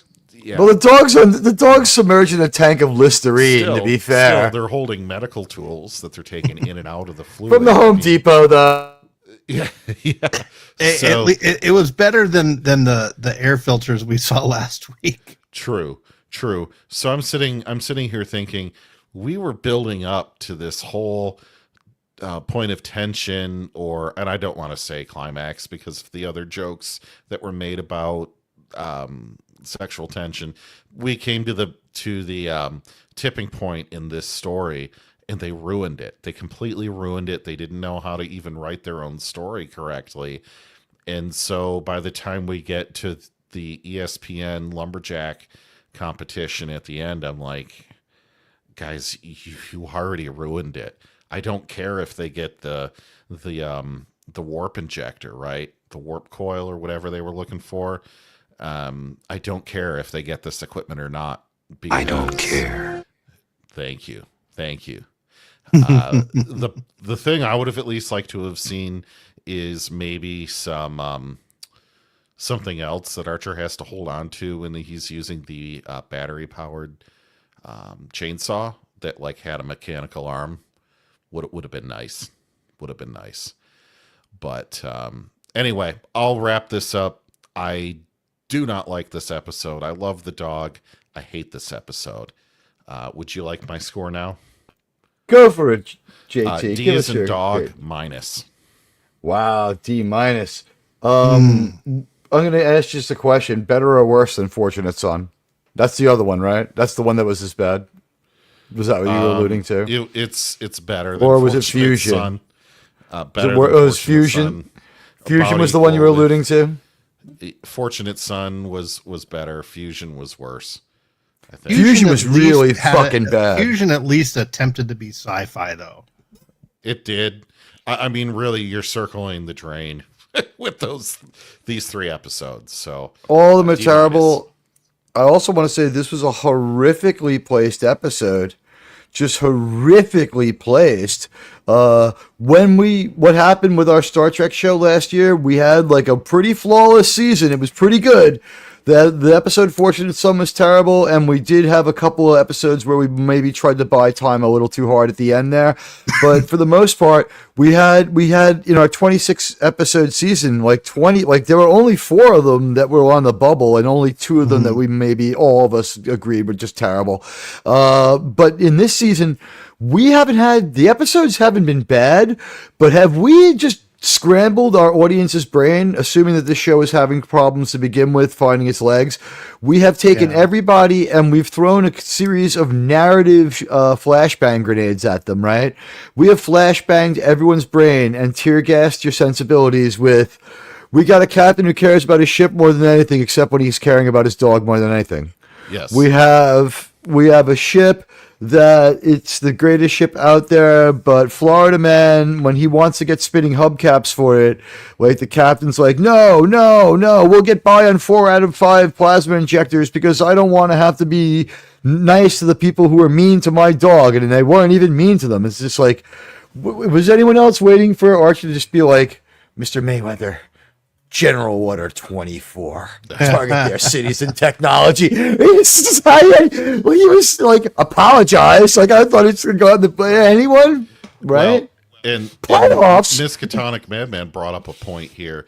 It says, felt like a filler episode due to a budget constraint. You would think that, except for that CGI bat scene, had to have had multiple takes to have Hoshi move her hand in a way that they would animate around that, and some of the movements and things. That CGI had to have been expensive back then. Linda Park just went back and finished. She only finished it right before she went and did our cameo. It was really involved. Right. So I think this episode was more expensive than what people might think because of the use of that CGI. I guess was it maybe of nothing, by the way, in the complete service of nothing.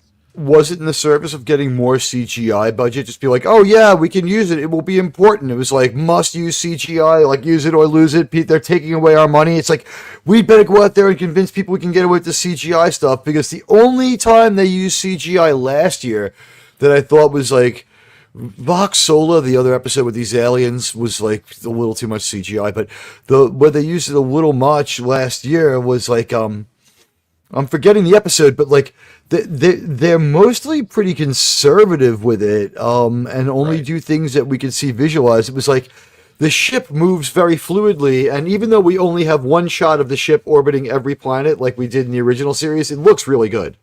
It looks really good, and thanks everybody. We have like a nice little flood of people coming in here. Did someone else's show end? Welcome everybody, and welcome to Crimlon. It's good to see you, and I guess Sean, it's your turn to go on this episode. Oh yeah. Just real quick before I get there, you were talking about the CGI. I have a feeling it was probably somebody in the special effects or on their CGI department who, oh yeah, I can do that, and like, over promising a little bit. But still, like we can look at episode 1 of Star Wars and think like, God, by today's standards, it's garbage, but you have to start somewhere. I was okay with it. I honestly think, the CGI might have been in service of just getting more CGI budget. It's like, look what we did it for. And then like, it must have been like, let's throw it in there. Yeah. It's like, we'll save money again by having another CGI ship instead of building a real one. They're like, no, please build a real ship again. The last time when you did that in Desert Crossing, everyone is still reeling from how bad that looked. They're like, but that sweet saving of money. It's like, you could spray paint some cardboard and we'll just pay some more people to do it. Yeah. So, True. But yeah, to my grade, I'm giving this a guilty B, and I mean an 80. Like it is barely there, and for the only reason is because I'm just a sucker for dog stuff. I do see John the Beagle Dad reduced his grade, so I was thinking maybe we should have the grade thing come out after the viewing is done. 'Cause I know, like, I put my grade in before we watched it again.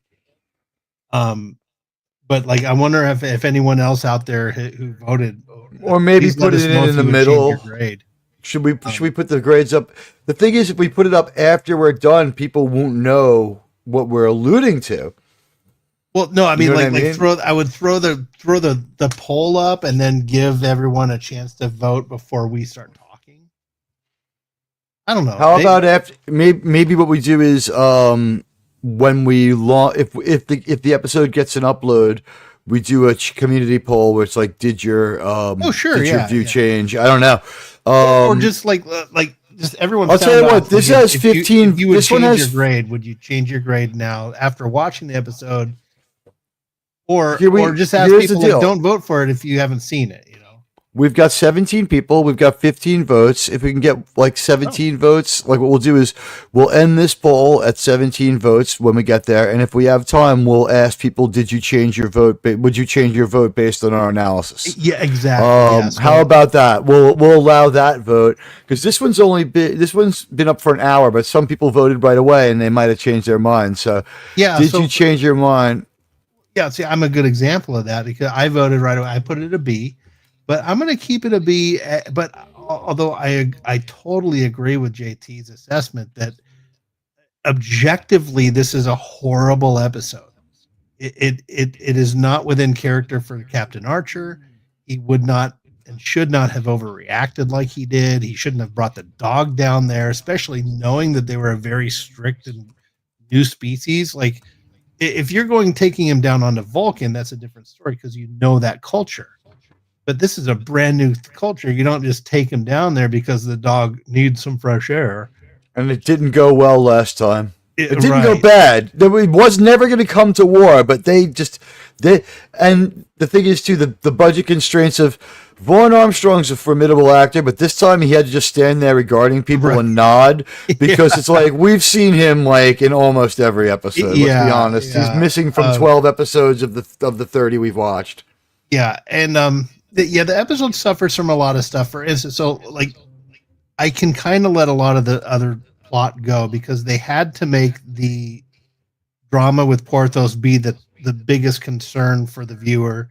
And so in order to do that, you had to downplay everything else. So you had to kind of make everything else kind of stupid, like the whole reason they were offended in the first place because they were eating in front of other people and it was offensive to them. So like, I understand why they had to dumb everything down to make the Porthos plot line be the most prominent. Because if you had two major things going on, it wouldn't have made the Porthos thing so prevalent. So probably the wrong storyline to do it in. I don't know if they could have, but they were probably like, hey, let's get a story about how much Archer loves Porthos. And we'll get a bunch of sympathy. And that's why I give it a guilty B because I identify with that. I would have slept in sickbay too if it was me. If my dog was sick and at the vet, I would ask him, like, do you have a cot? Can I sleep next to him? That's one of the few parts of the that's one of the few things Archer did where I was like, I totally understand this one. Yeah, I would. In fact, when he left sickbay, I'm like, why? Yeah, like I could have seen him going to the bridge. What would have been a stronger thing than have him wake up and go there because he felt guilty and missed him would be he spends his time on the bridge because he's a workaholic because that's what he is in every other episode except this one. He is such a hands-on captain. He's not a micromanager so much as he doesn't even give you a chance. He just does it himself. Mr. Mayweather had better be anticipating stuff because just like Kirk, he'll lean over your shoulder and start pressing those buttons for you, mister. He is a very hands-on captain. So what would have been better is if he's passed through the bridge, made sure that Reed knew that he was going to be in command for 10 hours and they're in friendly space, but he was like just steps away or just a turbo lift right away in the in the med bay, and then like walked off the bridge, and then like we had like maybe Mr. Reed adjusting to the idea that he would be, you know, in charge in this episode and sort of having his moment there when Archer like walks back through with like the bunny slippers and the pillow and like the blanket, like, all right, I'm out of here. Like that could, like if you wanted to humanize it, you could have done it in a better way than having Archer be glib while his dog that he cares about so much is on the line. Right. Yeah. I also want to bring out the point here. Sorry, Sean. I know you got more to say on this episode, but you really have to question why the captain was written this way. I know it's his dog, and you know people really love their dogs, and they probably would sleep next to the dog. You're also over a planet with a critical diplomatic snafu that you directly caused, and you're also the captain of this ship with no. And you easy need some backup equipment or- that's and you vital need to your this mission. equipment. Why are you sacrificing your sleep that you as the captain need to go and do this? Yeah. I do not think that is appropriate for him to be doing this. And I think that he they would be definitely dropped the court-martialed ball immediately. in making the seriousness of what they needed to continue their mission and all that stuff. And totally understood. So like I totally agree Archer, with the Kirk would be like, you know, it's like, I beat my dog into deep space at maximum dispersal, mister. Now I want that plasma injector. I mean, he would just be like, all right, like whatever it took for the Enterprise. You know, like Archer's a different kind of guy, but we're starting to, are we butting heads with the idea that we should never have put Porthos on the show? No, I think he's fine having him on the ship. It's no problem. But just my very last comment there is just I totally agree with objectively, JT, your grade is totally valid. I just give it a B because, and here's the thing about most of the quote unquote bad episodes of Enterprise so far, at least, an episode I would give a D, I can rewatch. Unlike like some D episodes of Next Generation, I can't. I just can't watch it. This one I can watch. So there it is. I still give it it's a guilty B, but objectively it's a D for sure. You're going to have a little talk about its behavior in class and how it's always trying to suck up to the teacher and stuff like that. It's like, listen, you got, you know, you don't have to like really, yeah, okay, you didn't have to remind everybody it was time to give homework on Friday. You know what? Yeah. Okay, so a B. Okay, here we go. Admiral Teague's grade. Well, yeah. I say, I'm sorry. Just go ahead, I want to Sean. acknowledge what John the Beagle Dad is saying. I feel you, brother. I know this is a tough episode for you. Don't feel too bad, man. But, I talked to John before we went and did this episode. no, I know, but I'm seeing. And the I also comments did. here and- I asked him about the Porthos emoji. Guys, let us know what you think Right. about the Porthos emoji. I think it's kind of appropriate to the show. I think it's fun, and he comes out as an emoji better. Yeah, I just wanted to acknowledge what he was saying because No, absolutely. You know, we're a community here. You know, but 2,150 of you all mean as much to me, and you know, the longer I know you, the more I care. And I kind of get to know a lot of the people who come to the live streams, and then we have our upload audience. I love you guys too, but you know, yeah, go ahead and acknowledge it. It's important. Buddy Hepburn asks how much of the rewatch is because of T'Pol. Buddy, why do you think I didn't give this episode an F? I'm pretty sure this was one of those episodes where like seriously, my girlfriend at the time was just like, why do you watch this stupid show? You know, she just did not get the Star Trek thing. Right. But after this, like she kept noticing that I was very turned on and ready to go after this show, and like it was because of the stuff like this. It was just like Hoshi and DePaul. It's like I feel like the guy from Next Generation. Hoshi and DePaul in the decon chamber with Porthos, their skins oiled. I mean, it was great. I mean, that part. Hey, what's going on, dead man? I thought it was great in that sense. It was pretty watchable, like everyone said. But I made some notes here. Oh, and I forgot to mention this. Do you guys guess what the #1 movie was? October 16th of 2002. It hasn't changed from the last episode, if you remember. I don't. In sequence. I don't. Yeah, it wasn't a very memorable movie. Red Dragon, an origin tale for Hannibal Lecter. I've seen that. Yes. It had 2 gruesome scenes in it that were really cool. But let's see. I had a couple of notes here about things that bothered me. The dogs and the prop masters are the heroes of this episode, not really so much the writers. It's kind of bad, like dumb. The episode is pretty well watched. It was like really, it did well in the ratings. It was pretty well liked at the time. And the thing I would say is we didn't have people like us so much at the time. I don't know how this did in the chat rooms on AOL, but I know that like the corpo media liked it at the time. I know that it was well regarded by them, and that subsequently the appreciation for the episode has ebbed, and that modern reviews are much lower than contemporary reviews. Yes. But the contemporary reviews were not that independent. Did Stuff like review it? You know what I mean? Like, did Maxim review it? Like, who really reviewed this? I'm sure they viewed it at least. They viewed that they had both the actresses in pictorials in that magazine, and we enjoyed them both. But it's fun.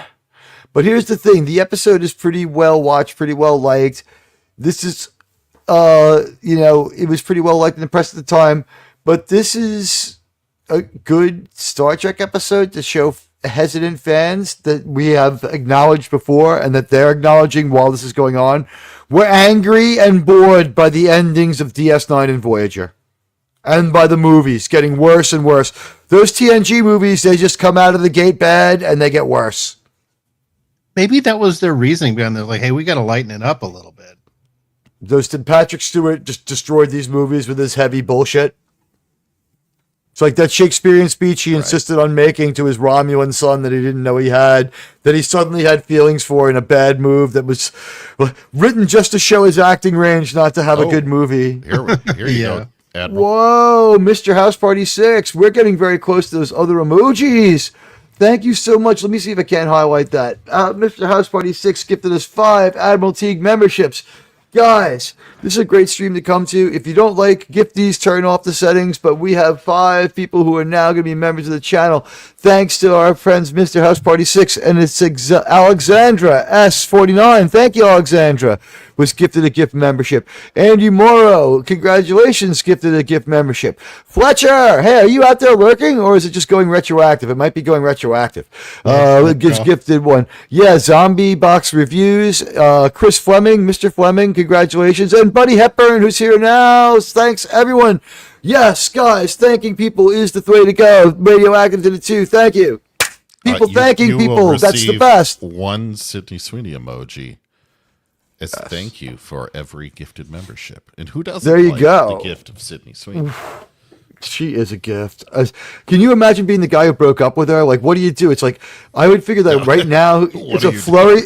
Here's the thing. It's a flurry of other women jumping on him just to say they could do it, because it's like a cat thing. It's like they smell the other cat on him. It's like they're all just so he like hasn't had time to like put his pants on and consider what he's gone through. But yeah, it's like we're going to hear in a few years. It's like, the actor who played the first Porthos and Sydney Sweeney's ex-boyfriend were arrested driving drunk. There was drugs in the car and an unregistered weapon. Porthos 1 gets fired for this episode, man. But the thing is, hey, Victor Fontaine, hello. Let me look over on Rumble and see what's going on over there. Oh, hey, Victor Fontaine, thank you.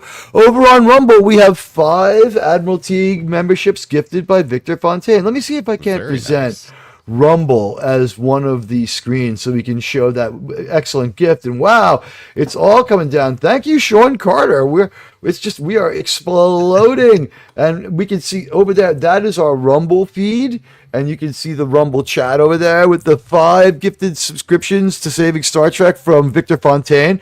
And by the way, here's what we're going to do. Admiral Teague, things are not going great in life. Radioactive. Wow, radioactive. We are just all, Sean, let me read your question. My weekly bribe for being on the show. Sean, you really have done so much to be on this show and so much to make this show better and the song and everything, and been such a great, like, co-writer and just, like, You guys are the best advisors, and Germ is in on this too. Are the best advisors that a guy could ask for doing this. Have you noticed I took your advice? I got by today with only 11 tweets. Come on, wow. Was this supposed to be PayPal? Yeah, Sean, you doxed yourself. Now we all know your last name. Oh my God. And now Radioactive gifted 10 Admiral Teague memberships. By the way, Victor Fontaine, I want be careful gifting the memberships over on Rumble. They cost less on the computer than they do on the phone. So check both. That was a problem yesterday, but I deeply thank you for gifting the 5 memberships. And here's what I'm going to do for Rumble. What I'm going to do to satisfy my Rumble hours is there's another channel. This guy, I don't like him. There's a channel called Saving Star Trek. Have you heard of this channel? This guy, Admiral Teague, I don't like him. I see myself in him. He's kind of a rat. He's a rat bastard. He's a Tino, a Teague in name only, and a Latino, both a Tino and a Latino. There's a second channel, guys. It's called Saving Star Trek. Whoa, Dead Man, thank you.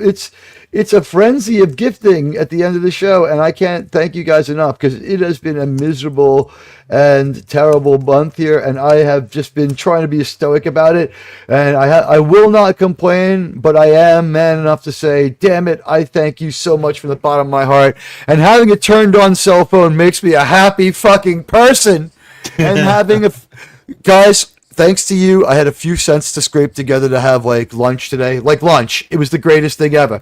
Oh, wow. Hey, Mr. House Party 6 getting in on Super Sickering. Thank you so much. You guys are the very best. I want to thank Cribwan, Radioactive, Sean Carter, and the Dead Man, and Mr. House Party 6 just in a flurry in the last few minutes. And it all started with Mr. House Party 6 gifting 5 memberships. Let me see if I can go and see how many people have received memberships. And I think I did a good enough job of muting myself on the other stream so that we didn't get audio bleed. But yeah, this effing guy, I don't like him. I don't like him. Look at those beady little eyes. Even more. Wow. Yeah. Keeps coming in. Whoa. Oh, Mr. House Party 6, thank you so much. And I really appreciate it. Miskatonic, whoa. Now I have to sing the song. Oh my gosh. I didn't get the chance to re-listen to the part of the show last week where I sang the song, so we get to make it up on the spot again.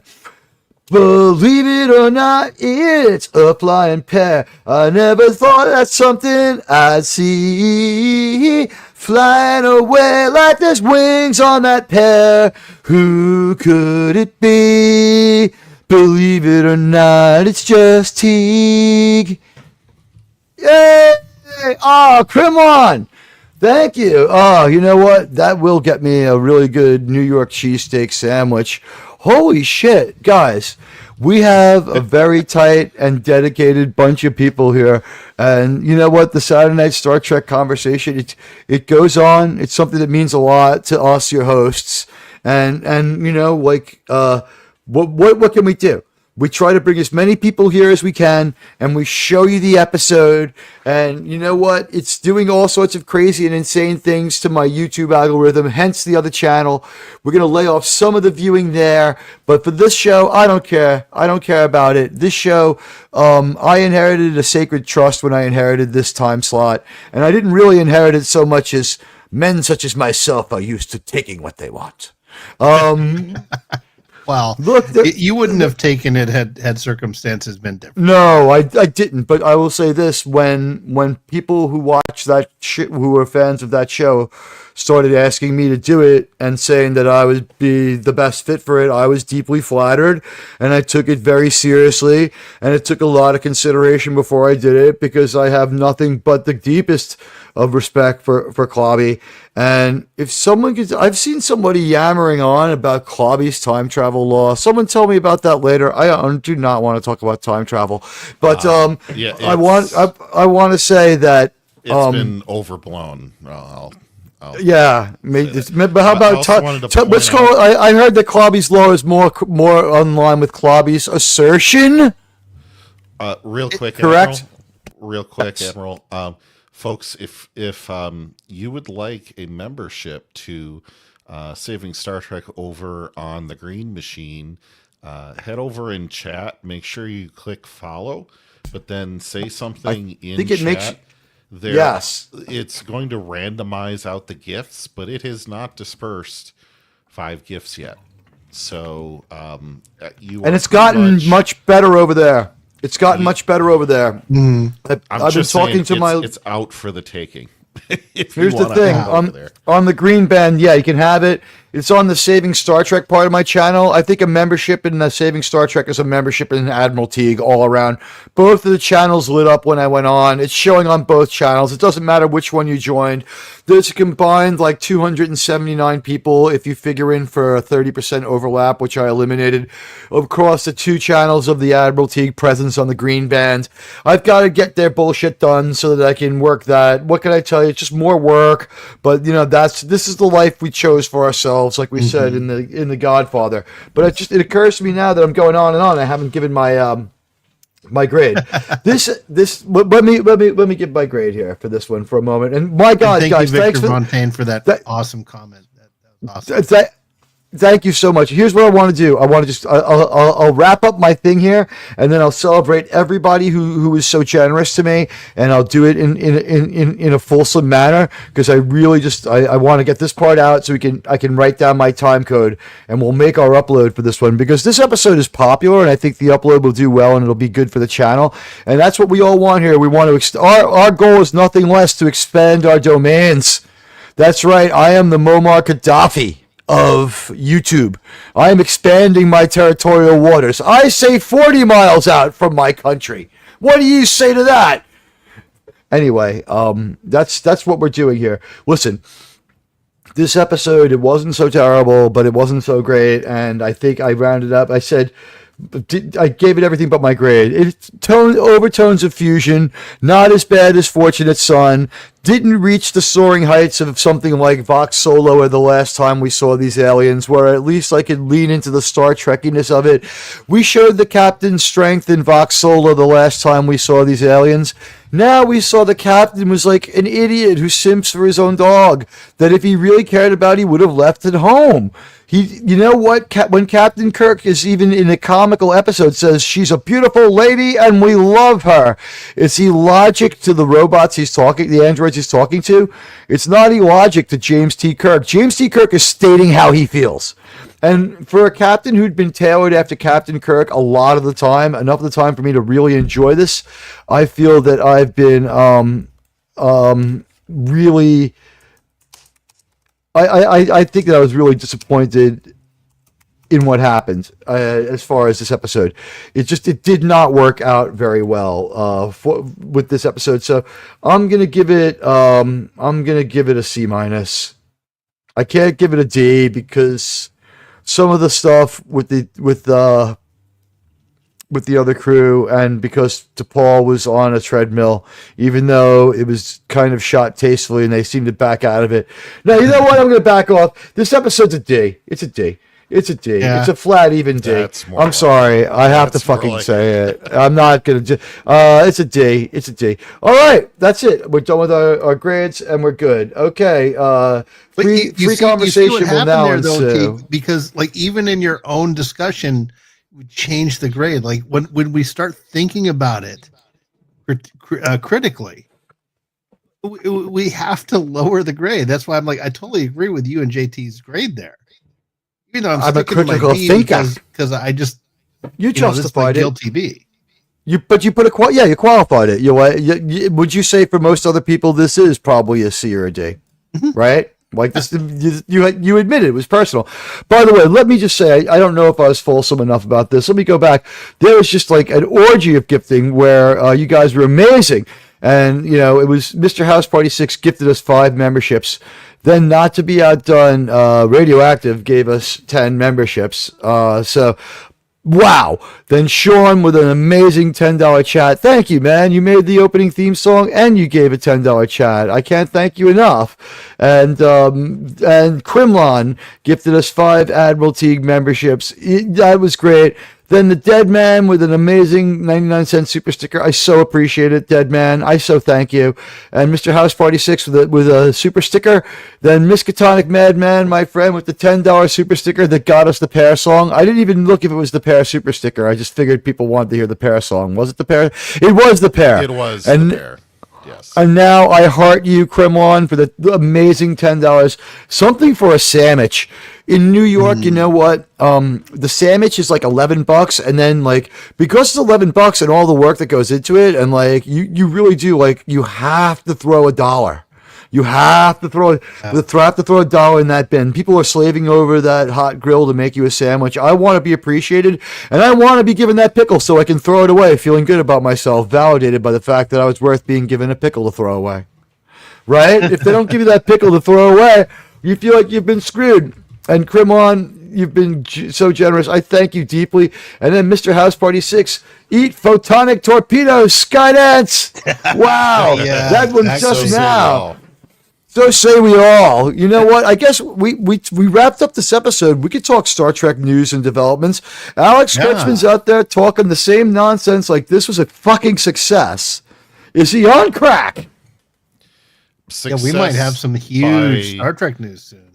Success by what metric? I mean, that it didn't get zeros on Critic and on the Commoner's review on Rotten Tomatoes. I mean, what metric could that possibly be good for? It was all horrible. It was all horrible. It was all horrible. There was nothing good about Section 31. We were all like, at the end of it, like, you know what would be a great reel to put together is our reaction at the end of 31, where it sounds like the entire panel is on fucking fire, and our reaction at the end of yesterday's Enterprise, where we're all cheering. It was just like, how could these two groups of people both be watching the same franchise? The answer is we're not. That wasn't Star Trek. That was one of the most maudlin and horrible imitations of Star Trek I ever saw. It made me angry. It made me sick. At the end of Section 31, you hear electronic dance music and all of us screaming in pain. At the end of yesterday's Enterprise, if you watch the upload, what do you hear? Some amazing Star Trek music. You see the Enterprise C go into the singularity and the panel's cheering. We're all like, yeah! And Sean's like, that was so much better.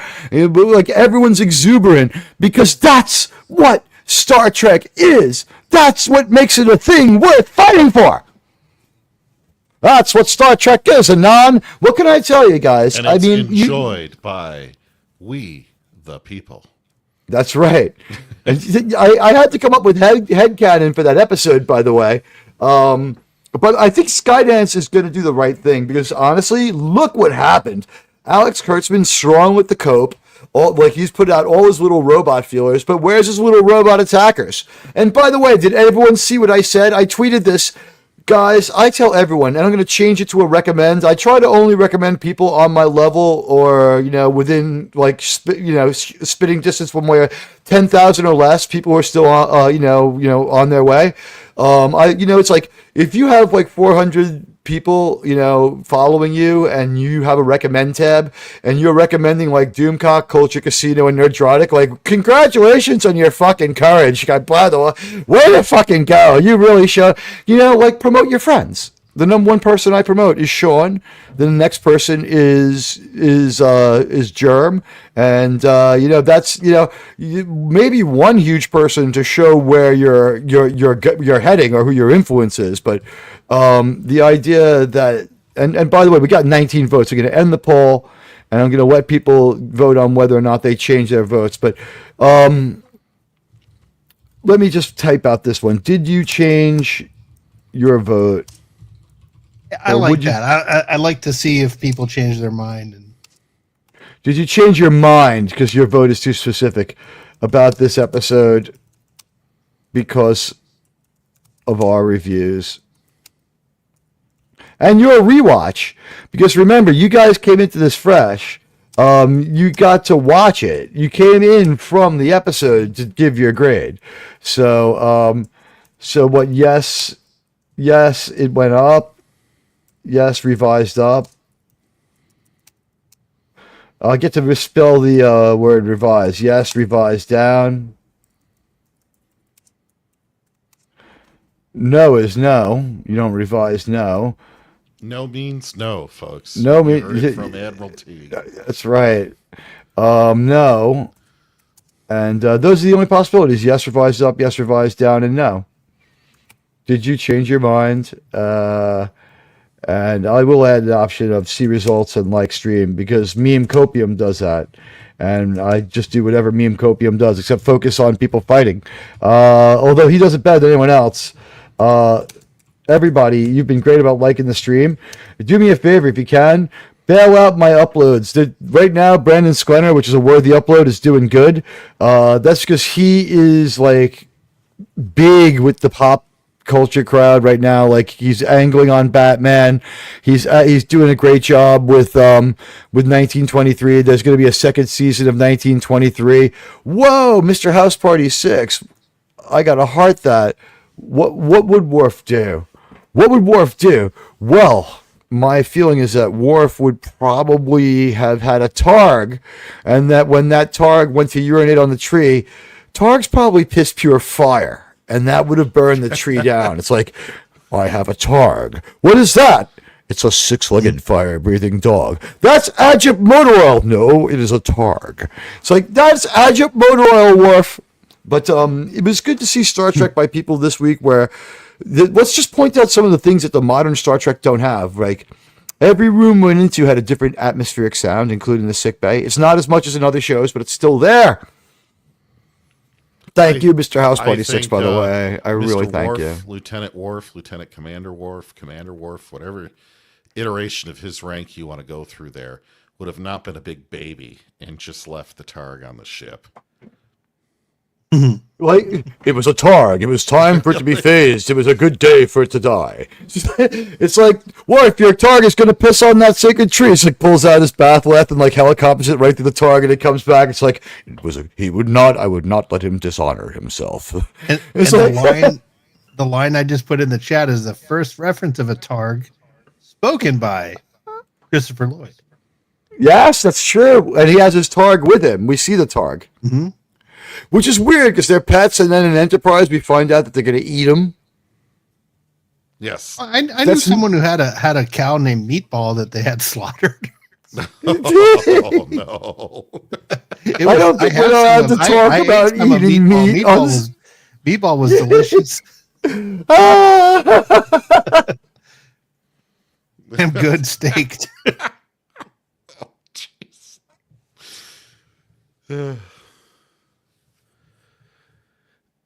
Let's see. Admiral, are you still there? I think we. Hello. Oh, yes. No, I wasn't get ducked. I was looking at my own membership gifting situation because if I disperse some memberships now, I think we get more. We get more emojis, but I am out. I am out of free memberships to give away. It's just I can't trigger it from my regular computer for some reason. I have to go to my backup computer, and I end up just like streaming. Like, you know what? You thought it was fun. We found a way to make it even more unfun. Like, setting up this Rumble stream was worth it, and I thank you so much. And I love the increased voice. It seems like without the Bumble stream, YouTube doesn't get enough of a push. YouTube gets like angry if you're going to Bumble. If you talk about it too much, they'll start to stifle you. Mm-hmm. But if they see you're messing around, they'll be like, "Let's sweeten the stream and give them a reason to stay here." So it seems like having all things your chat history. Honestly, and they own StreamYard, so they know the analytics from that. I would just say this. Yeah.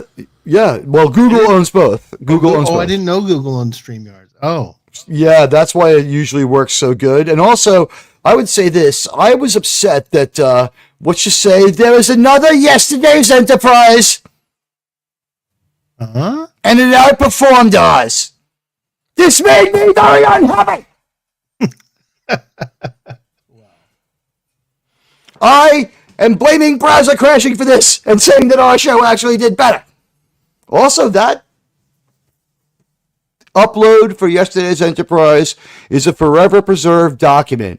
A watch party that's one day, we harvest our thoughts and we put them into a document of the episode that's forever. You know what? Yesterday's Enterprise, and look, my Chrome just crashed now. As I said, if you run a 3, 4, 5 hour stream where you just talk about stuff, you're going to get, and you know what? It's finally calmed down. But how bad was it? Hey, Max Redstone's here. Hello. I had one. You know crash. what? If the thing is, that's a whole new view. Radioactive. Hey, Wow, radioactive. thank you. A pet Teague, not a pet Targ. Oh, that was a good one. I like that. That's funny. You're a funny guy, Yeah, Radioactive. the pet Teague smells better though. Pet. Yeah, right. It probably tastes better too. I mean, who knows what those Targs eat? Other Targs? I mean, it just sounds like a Targ. It's a Targ eat Targ world, and I'm wearing blood wine shorts. I don't know how else you can say it in Klingon. But I will say this. I know that very soon, yesterday's Enterprise, and here's the problem too, guys. I need the channel community to help me get some of the, especially like in a mostly Star Trek community. When I make these Star Trek uploads, we need those to, like, I need your help with those. I like the community posts. I try to go easy and not hit you with too many. Because if I set the red light off 3 times a day, it'll stop going off. Thanks for the information, Sean, by the way. That was very pertinent. We're doing all the things we can do to keep the streams flowing along. And wow, JT, thank you. How would General Patton react to Archer in sickbay? I have some video of actually we have a holographic Archer being confronted by a holographic Patton right now, and we can see exactly how Archer would have reacted. That's exactly. That's how Patton. Yeah, I like to play those clips because I can. Nice. Look, and thank you so much, JT. I heart your chat. How would General Patton would have told Dr. Phlox to put his helmet on? Hey, Venkman's Girl, the Peter Venkman fan site is here. Hello to you, Peter Venkman's Venkman Girl. It's good to see you. The Peter Venkman fan site is great supporter and a great friend. It's so nice to see all of you, in fact. And let's see what's going on with the voting. Wow, look at this. I just had a Chrome crash as well. If you go and turn on to accept memberships, there should be some in the tank. There's some in the tank. So if you want to go into your settings in YouTube, turn on accept memberships. There's some free ones out there for you and some good member content. And they're loose on Rumble at the Saving Star Trek Rumble channel too. Mm-hmm. Yes. They're everywhere. Grab them, folks. There's still one out there. Only one left. And I know there's more than one person lurking over there on the Green Machine. The Green Machine is up to 13 concurrents. Oh, yeah. All you have to do is put something, if you're following Saving Star Trek over there, put something in the chat. We got 30 some odd people watching us across 3 platforms. Yeah, just put something in the chat and you'll have a membership right away. Yeah, something. And also, JT, put that back in the chat, that secret message in our secret chats before. Sure thing. Oh, wow. Hey, the dead man. My favorite rapper is in Star Trek is Snoop Teague. Bow, wow, wow, yippee, yo, yippee, yay, drinking fire, wine, and juice. I mean, what else can you do? I can't think of anything. Snoop Dogg has produced all 3 songs in like 40 years, and most of them were like 38 years ago or more. Holy shit. Has anyone gone farther on less than Snoop Dogg? He's definitely performed at the Super Bowl, right? Oh, wait, no. That all-rap Super Bowl was East Coast people. They didn't invite any West Coast people, did they?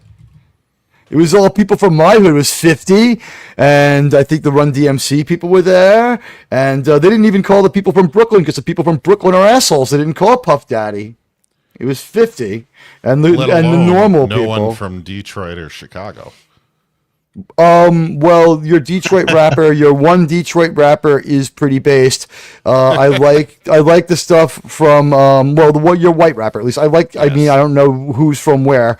There might be a bunch of Detroit rappers I like. People think Kiss is from Detroit. They're from Queens. They just have a song about Detroit. But I like Eminem. He's a good rapper. Kid Rock, I can't take him seriously anymore. I mean, he was been on both sides of every election since he came to prominence in 1999. I mean, He was for John Kerry until he was for George Bush. He was for John McCain until he found a way to be okay with Obama. He's Kid Rock is a fucking weirdo. That's all I'm going to say about that. Not as weird as some people like. Damn, man, Pete Diddy, just the weirdness of that guy, and Kanye West. Buy your wife some fucking clothes. That was ridiculous and shameful too. Your wife, you know what, man? Like, I'm not saying she has to wear a suit of armor, or, like, be married to Joan of Arc, but, like, first of all, when the New York Post says we're sick of seeing your wife naked, I mean, that's the most lurid newspaper on the goddamn earth, and they're saying enough already. I mean, They were encouraging Anthony Weiner to do stuff. well, he had the great name, right? Yeah. They, All right, they're what going happens? soft on politics. You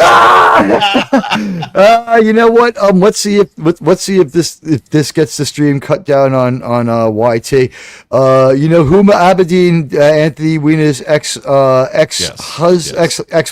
almost misgendered her. Ex-wife just got married to Anthony Soros. Oh, jeez. Yeah. Google it. I'm not saying I was there earlier, but I was there earlier at the wedding. I was at the wedding earlier today. That's what I was doing. I left a little early. Yes, it's house party 6. They've been touched somewheres. We have, like, everyone's rolling with people are loving the Porthos emoji. Guys, let's have a little discussion here. We have a series of emojis here on the channel, and this is where I trot out my emojis. This is like where I show you my toys. This is the placeholder emoji for right now. And I think we may have another one coming because we were 13 away, but I think we got something like 25 new members tonight. Welcome aboard. A lot of you who show up over and over get to stay members. Max Redstone is now a member, it looks like. Max is spamming his... That is the Commodore Decker logo. And I found out people tend to like the Star Trek logos on black a lot. Mm-hmm. That rule of cool thing, that's why JJ gave Kirk that black Star Trek tunic in that stupid '09 movie. So people like that Star Trek logos on black a lot. People are spamming Hoshi because they love Hoshi. Not getting a Digital Underground. I can't remember what was the Digital Underground song? was like the Humpty Dance. Yes, but the thing is, you know who was a backup singer and a backup dancer for Digital Underground? This guy is so 2002. Tupac. Was Tupac? Yeah, Tupac. If you watch the terrible movie, all around the world. Tupac or the rapper? Yeah, no, Tupac the rapper, not Tupac the prolific X tweeter. This guy didn't make it to the world of X, but what do you call it? Tupac was in Digital Underground. He was a member of Digital fucking Underground. Good old Topic Shaker was in Digital Underground. All their names are great. What was it, like Master Humpty? It's like, yo, my girlfriend, she's fat. It's okay, I'm skinny. It's all right because she got me itty. It's like, what the fuck is this guy even talking about? And it's like, well, the backup singer's kind of good. Why is this guy in this band? And then, like, whatever, if you want to see the first ever movie with Tupac, I don't know if they caught this when they do it on Movies We Love, which it's not a movie anyone should love, but they did Nothing But Trouble, the movie that revealed that Chevy Chase isn't actually fucking funny and can't write jokes on his own. And Demi Moore plays his wife, but they run into Digital Underground in the courthouse where they run into Dan Aykroyd, and that's the first movie appearance of Tupac. He's the first member of Digital Underground singing. He's like, I've been all around the world. Weird movie. I've been all around the world. One shot of Dan Aykroyd as a nose with a pee-pee. Same song. Yeah, I don't. Neither of them are funny. Neither of them can write on their own. No, how do I rephrase this? Both of them are very funny. Neither of them are really good at writing jokes. Dan Aykroyd, I heard, had to be edited. The 800 pages cut from his Ghostbusters script to make it usable. So he's out of his mind a little bit when it comes to that. Wow. Yeah, it was like a 1,200 page fucking script. Well, the thing that they had to do is like tell him things like, what if in this thing the ghosts were humorous? He's like, but I want people to understand that there really are ghosts. So like, yeah, Dan, sure. We're going to write some jokes now. He's like, but we have to make sure that we get across to people that there are ghosts and aliens. It's like, we'll deal with aliens in the next movie if we get a sequel. Like, Dan's really losing it, man. Hot take. His tequila was awful. Is it? You know what? That vodka tequila, whatever it was, I got a bottle of it. It was so bad I had to pour it down worth it for the skull bottle, right? Well, that's and then your pipes burst. Your pipes like that. You heard all the everything that lived in this pipe started screaming. The rats came out and died of embarrassment. They're like, "You poured that thing. You couldn't give us rat poison." He loves it. I will say this: the one thing that I worry about with Dan Aykroyd is, one, he's old. And two, he dogs an entire bottle of that tequila every time he does an interview. He drank one in the first 45 minutes he was on Joe Rogan, and then there was 2 hours and 15 minutes of him being Dan Aykroyd. Yeah. He drank an entire bottle. Is it vodka or tequila? He drank that crystal skull. Okay, vodka. So he drank the Crystal Skull vodka. So he was eloquent for about 20 minutes. He was desperately drunk after a half hour, and he was a mess for 45. And Rogan just was like stoned or something. He just kept going. He's like, so anyway, like aliens, you believe it? I'm like, I'm totally believe it. That's why JFK. Oh, he did it to himself. And it's just like that. It's like, and like Rogan's like unfazed. It was one of the worst. And it's like every interview I see with Dan Aykroyd, he's got this crystal skull. When Larry King was still alive, on a show that was increasingly named, ironically, Larry King Live, because he thought he was going to die on the air. When Larry King Live was on, he drank it on there, and he was destroyed by the end of Larry King Live, which is a 1-hour show. To the point where Larry made more sense. And Larry's like, now we have with us a lawyer who represents a man who has killed 36 people in 5 states. Police, families devastated. We have with us also the husband of one of those victims. Mr. Johnson, your wife was brutally murdered with a pair of car keys. What's your favorite kind of soda? That was Larry King Live. If anyone here wants to hear some really good alien discussion, UFO stuff, I'm posting a link in the chat to one of the game streams I did where our good friend Radioactive came on and did a whole data dump, and it was an awesome discussion. So go ahead, just and sub retro reels and games will probably be there. Are we going to retro reels and games after this? We can. Well, you know what? We have a good crowd here, and let's. We'll see. I'd say, do we indulge for half a standard unit longer, or what are we going to do here? I'm good to hang out here. All right, cool. So JT, I know JT's a little shot. So JT, you're allowed to beam up whenever you want. We're gonna hang out here for a little while longer because hey, we're having a great day. Oh no, JT's BRB. Okay. You know what? I'm not muted. I'm gonna take a big swig of soda here because hey, I'm having a great time. Yeah. So yeah, but anyway, yeah, retro. That's my little gaming channel, you guys. Retro Reels and Games. I go on. I play GTA, old school stuff. I was playing Half-Life 2, and we got in this really cool discussion about RTNZ aliens and stuff.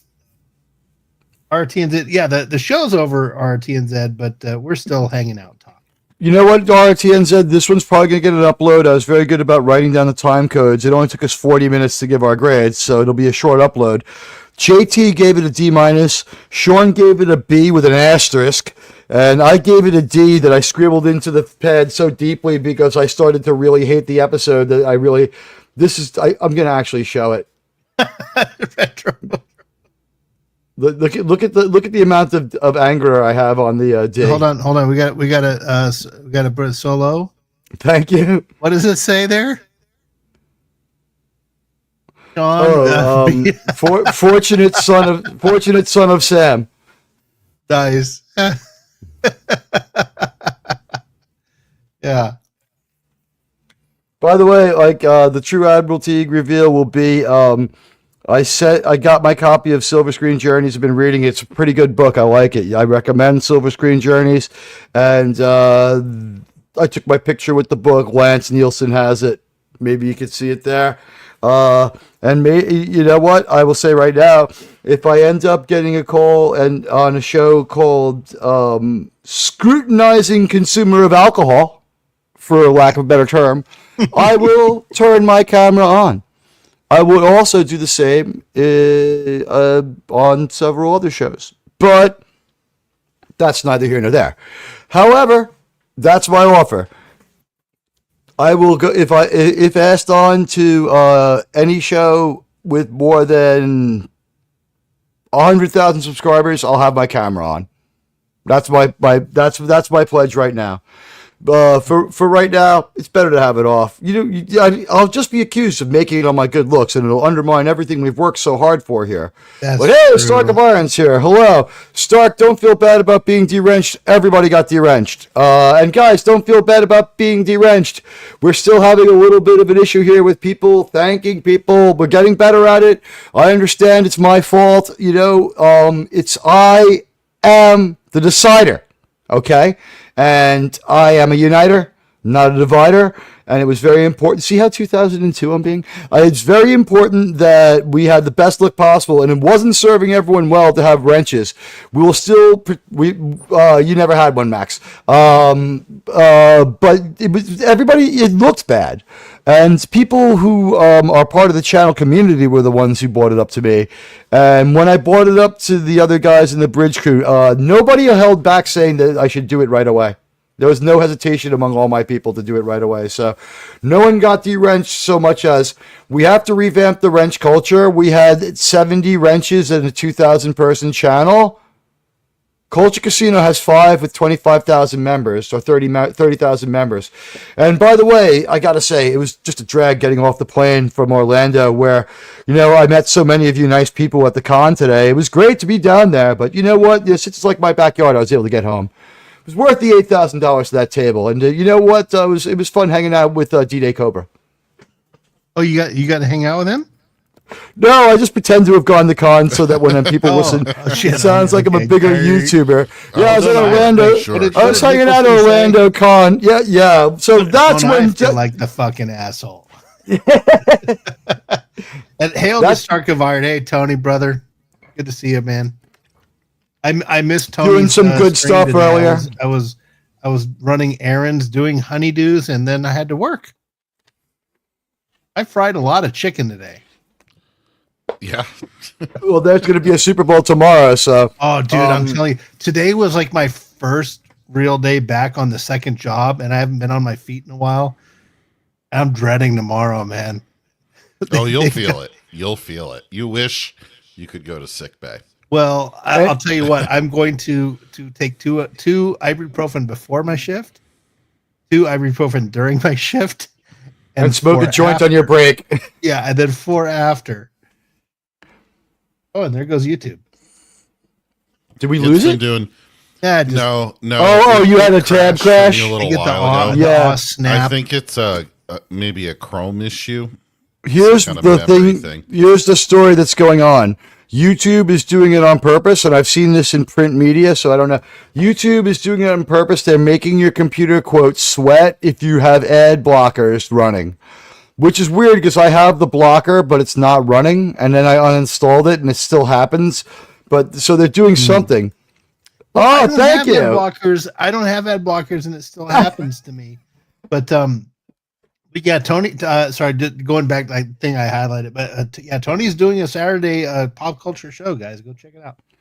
Here's what I came up with. You ready, guys? New York Comic Con is in October, so if I start planning this now, we could do this. All you guys have to do is fly to New York, and then this is what we'll do. Here's the thing: the biggest, most successful appearance at Comic Con could be us. You ready? There's a bar across the street. A table at Comic-Con costs $20,000. We could drink all day for like $600 between the 3 of us. I don't know about that. In New York, it would cost like $200 a piece. It would cost me about $200, but I would drink about 10 drinks. What if we pregame? Yeah. We could pregame at my apartment and just get it's October. We'll stop by the Mets World Series day game, and then we'll go to the. I want to go. I want to go to a Met game with you. I want to go there, and I want to buy a Met hat at the stadium. They have a great team shop. I don't, because it's the National League. You don't, because you don't like any other team wearing blue and orange like your freaking Tigers. Well, that too. Go get 'em, Tigers, bless you, boys. I've heard your World Series winning song. It sucks. It sucks. Hey. It was. Although the it was- 84 Tigers, what was it, 40 straight wins or something, like 30 straight wins? Yeah, it was 30 and before 10, my right? Time, but they were good folks. They were good folks. That's for Cecil sure. Fielder. I actually saw Prince. I was in the I saw one him of at the one of the Madison Square suites. Garden. He was great. one of the suites, and I saw Prince. And we were going through the special people elevator, for people that aren't. Now he's only like 4'1", right? Well, the dude was like 500 pounds. Oh, His son. the Prince Fielder. The I thought son. you meant like Oh, the Prince. singer. Yeah, I thought you. No, I I was- saw Prince. I saw no. Prince once at a Kinko's. No, Prince Fielder. Did you? The son of Cecil. That was a pun. Oh, okay. Wait, I get it now. Yeah. Anyway, I have an inkling of where you were going with that. It was bad. so Star Trek. What are we watching next week? Because after last week and this week, Next I week, am thinking season 2 is kind of poopy. you know what it is? It's good, but the show sequencing is terrible. The story sequencing is terrible. Let me see. Star Trek Enterprise is followed by Oh, Marauders. Marauders. But you know what? This season, the most searched for shows are The Catwalk, Vanishing Point, The Communicator, and Dead Stop. This is my plan for Vanishing Point. It's probably not going to be watched. We're probably not going to watch it. I mean, I'm not that Vanishing Point. I'm sorry for The Catwalk. Vanishing Point we'll watch. The Catwalk, if I can do it, and I'm not saying I can, I'm going to ask Mama Prey to watch it with me and Resolute German Deej. Oh God! And You think she could just come record on? it. No, I think what we'll do is we'll say anytime you're free, we'll meet you and we'll record it, and we'll release that to the channel members, and we'll release that to everyone, and we'll just do it as an upload so that I miss she. Mama Prey I miss Bird, but I miss Mama Prey too. I miss Bird of Prey. He was a great guy. I do, but Mama Prey is such a. I love Mama Prey. She's like everybody's mom. She was such a Queen's mom too. She had that voice Yeah. like everybody from Queens. When I met her, she was so tiny too. She's like 4 feet even. She was so sweet though. She took time out to indulge me a little bit when I went there to the wake, and it was definitely rough because Bird was younger than me. Yeah. But Catwalk is the reason why that we would do Catwalk is because I didn't know Resolute Germ until we both jumped on as guests with Bird of Prey 5 and did. He was like, I feel like shit, so I'm gonna go to sleep for a while and just kind of watch and veg out, and you guys do the like run the watch party. And like at the end, he came back. He's like, "You guys really work good together. That was really good stuff." And that's how I met Germ. So I think that one's kind of special. So I wanted to do everything I can to do it with Germ, and if we could do it with Mama Prey, that would be even better. But I mean, no promises. I can't speak on her behalf. If she would do it, we got the candle from Peter Venkman's fan site. Yeah, you know what? Remember Bop 5? He was a great guy, and a mighty voice for quality Star Trek. And we all know that with that great video, I don't really agree with much of what I hear from Admiral Teague. I don't really like his views on Star Trek. And with this Deep Space Nine nonsense, it bothers me. It bothers me. I had the pleasure of saying hello to Bird one time. I was on one panel that he was on, and I said hi to him, and he said hi to me. But I was a member of his channel, and he would always acknowledge me. But I had one exchange with him. It was great. Miss the guy. Hello, He was world. a great Yeah, person. Iron. Oh, unresolved. It's Bird of Prey 5. You know, so we're hoping to do Catwalk, and so that's why it might not get done in sequence if she says yes, but in 3 weeks kind of thing. We're going to do whatever. She says, hey, the Trek reviewer, hello. We're going to do whatever we can to try to accommodate Mama Prey, because she's Mama Prey. She's a sweetheart, and, you know, she's a beautiful lady, and we love her. And also, you know what? It's pretty flattering that she would follow the channel. But, you know, like I said, the guy was a great voice and a mighty voice for high-quality Star Trek. And, you know what? Even if he did like Deep Space Nine a little too much, right? But, let's see. I have incoming... Yes. Sean, that is the estimate of... retroactive to the top of the hour or from now? From now. Which one? From now? We'll do that. That works for me. I was going to... And you know what? We'll end with when we end tonight, we'll end with Bird of Prey 5 talking about how Admiral Teague doesn't know anything about Star Trek. If you are a Star Trek pundit who thinks that you're better than me, you're not. But I will allow you to make your case for up to 7 to 8 minutes unrefuted on my channel. You can have your own upload where you make your case. These are the preconditions. You must have reached monetization level on YouTube, whether or not you are monetized or not, in subscribers. You must do Star Trek on a regular basis, and you must have the gravitas to go up against the greatest Star Trek mind on the planet or above it. Mine. People think I only do Star Trek. It's not true. I just have the best Star Trek show. I can fix it. Only I can fix it. Look how much fun we have with these old episodes of Star Trek. Look how much we've done to bring back this show. Look how much interest there is in Enterprise, and look what the first non-sponsored result is all the time. And when we get to the well-trodden ground of the original series, in only 60 more weeks, it's like 60 or 70 more, 30 episodes. Guys, we're only 66 weeks away from the regular series. Maybe less because of all the two-parters. But I know how to fix it. Look what's happened since I came on the scene. We've had all new Shrek shows canceled. We had Section 31 panned. We had the Kelvin 4 movie be decided to... It's never gonna fucking happen. It's never gonna fucking happen. We have seen Kurtzman Track downgraded. Sean, do you see this being... JT, Sean, is this Kurtzman Track stuff going to be anything more than young adult novels and bad comic books in 2 years? No. I mean... You know, some of this physical media that they've created might actually start being worth something, because I think it's all going to go to a landfill, and then in 40 years when they're trying to do research on what went wrong with this franchise, it's going to be hard to find copies of this mess.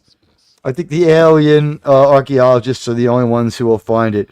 And by the way, I want to say you guys are so generous, but the one thing I wish I could do I wish that the goals weren't financial. I stray away from financial goals for my channel. I just don't think it's cool. And I don't see Critical Drinker doing it, so I take my cues more or less from him on that one.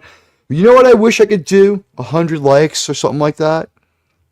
I'd like for 100 people to like this stream. It would make a difference to me. But right now, channel members just haven't been engaged. I mean, I realize that this channel is kind of divided. We have like half action and adventure people who like Yellowstone, and then we have Star Trek people. The good news is that like inside of every Star Trek fan, there's a Yellowstone fan waiting to come out. But unfortunately for Star Trek, inside, it's the truth. You like that? Yeah. That's from Full Metal Jacket. Because inside every... I got that, yeah. You stop me before I said the why don't you go up come on board for the big win? Why don't you go into the end zone for the big touchdown, son?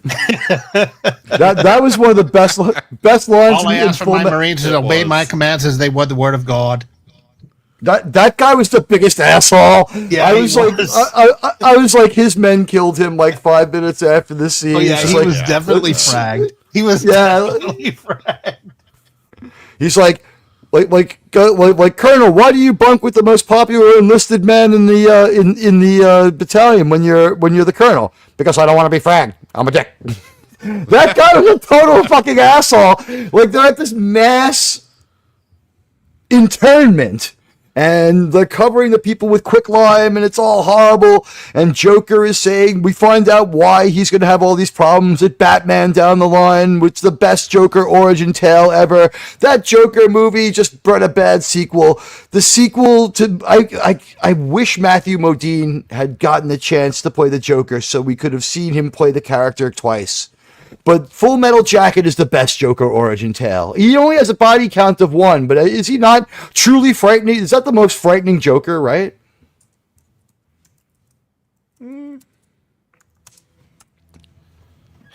You're asking. I don't know. I hadn't seen it. Oh, in Full Metal Jacket, the character's name is Joker. Mm-hmm. That. Oh, okay. Sorry. Okay. Yeah.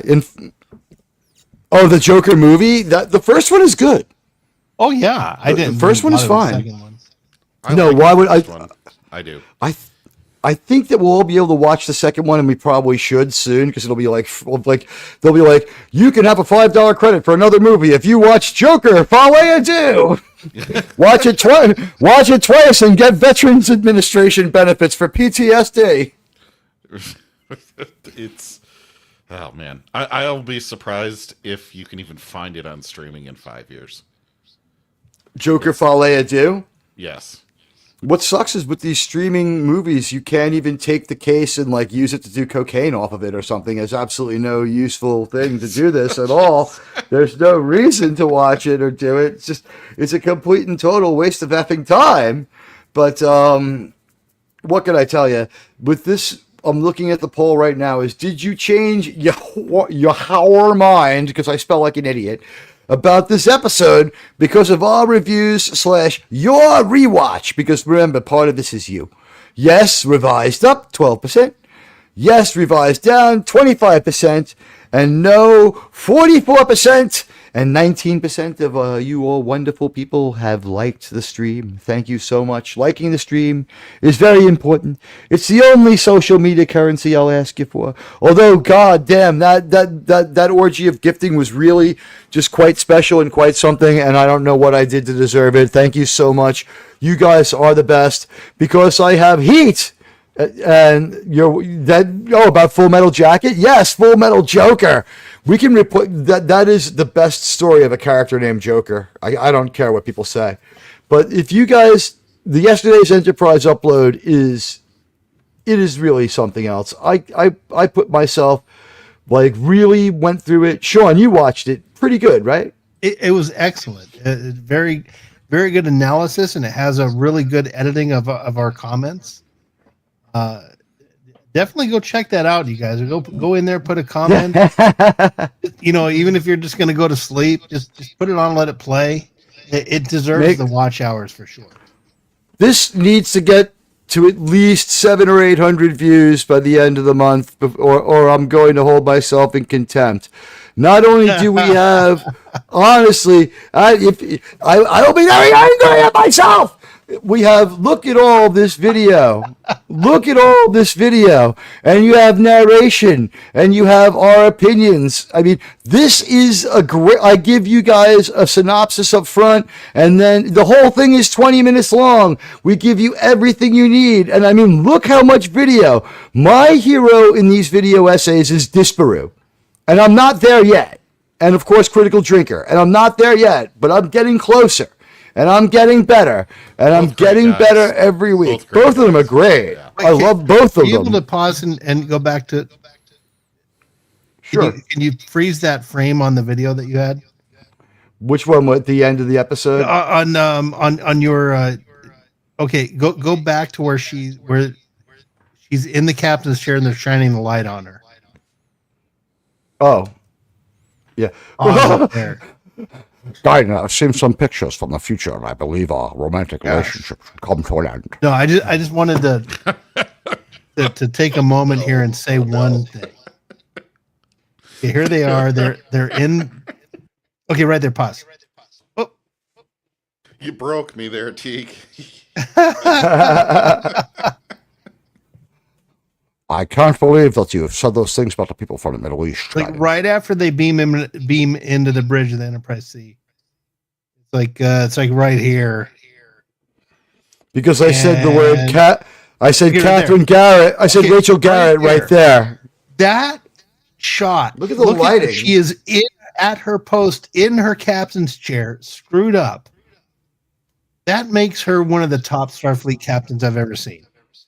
Actually, she's a Section 31 agent, and this was a false flag. We punked the Romulans. The truth is, we had been attacking the Klingons and the Romulans for years to keep them at war with each other because you don't get your prime directives in a bunch. It's critically thinking and drinking.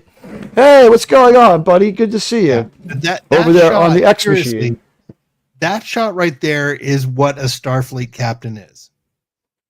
And she was disgraced by that Section 31 show because she is such a great captain. Teague, are you telling me this is some kind of psyop by Section 31? It's in New Trek, Narendra 3 is. The replicators, the Quadrotriticale to make turn the freaking Klingons gay. The Shrivels! They changed their dating habits! The Shrivels are gay! Now this is how you do a low light shot, by the way, Kurtzman. That's all you need to know. You see that shot right there. That's all you need to know about her. And for as dark as that shot, it's still better lit than anything Kurtzman Trek. Right, I'm sorry to interrupt. I didn't mean to derail. Don't worry about it. It's fine. It's fine. Subscribe to Critically Thinking. Follow Critically Thinking and Drinking on X, and follow me on X. That's my X. But this video essay, I go for a pretty long time with a whole lot of video. You saw that. You know how difficult it is to go 5 minutes of mostly video? But I do it for you, and I did it for Star Trek. This video has absolutely no bloat, and because I was so tired when I uploaded it, no reminder to like and follow the video at the end, because I was that fucking out of it. But, guys, what was I doing this for a couple of days? Please give it a shot. I think if I could play anything for the people, I would play them the moment that that the episode ended, where we all react. And sensing anything has ever been amiss, the episode ends with her asking Geordi about Tasha. And now, here's my discussion with Sean Carter, the sci-fi model guy, and JT Kirk. I feel so much better. It was like some kind of cleansing ritual. Yeah. Absolutely. So please, I thought that that would be the best way to do it, because we were at the end of Section 31, it sounded like we were all on fire. We literally sounded like we were on fire. It was the fucking worst thing I ever saw. And then the next night for yesterday's Enterprise was everyone's cheering. It was like Luke returned in The Mandalorian. Yeah, it's like you went and had the most horrible meal at your new girlfriend's mom's house, and you had to swallow it and pretend to like it, and then you went home and said, "Mom, can you make me the meatloaf I grew up on?" And it's here you go. It's comfort food. That's what that right. was. Or your girlfriend dumped you and showed you she was a horrible monster, and you went out drinking, and some beautiful girl took you home at random. Either analogy applies. Yeah. Anything to do with hetero dating applies, because there was nothing to do with hetero. By the way, we never even commented on this, but our Vulcan in that stupid fucking show, he was married to himself. Remember? He was married to himself. What do we got? Oh my God! Man. Look at Dead Man. Oh my God! The Dead Man. Thank you so much. What did you think of the EFAP about the Star Wars sequels from Screen Crush? It's hilarious. Did they do another one? I try to catch as much EFAP as I can, but they are so much longer than even I ever go. That's what she said. Yeah. It's one of the best names of a show ever. Every frame of pause. It really is the best. The fapping part. the part that it's taken, you know what? And God bless EFAP for taking that one stupid ass time travel channel off the air because the guy didn't know how to do it fucking right. All you have to do is. All you have to, the time, it's a Clarice Leap, the timeline. All you have to do is stop the fucking video every 5 seconds, Time Lord, and fucking make a comment. Like you got like you had nothing to say, you fucking moron. But Dave C. is hailing back and forth to RRTN said, when you're sick of TOS, when you're sick, TOS is the best medicine. The original Star Trek is great. We're discovering Enterprise was probably the Star Wars sequels of this sort of thing because it is so good. But by the way, Deadman, thank you for the very generous $4.99 super chat. I can't thank you enough. What did I think of the from Screen Crush? I'm trying to think because they've done several Star Wars sequel things where they really slam dunked them, and I thought it was hilarious.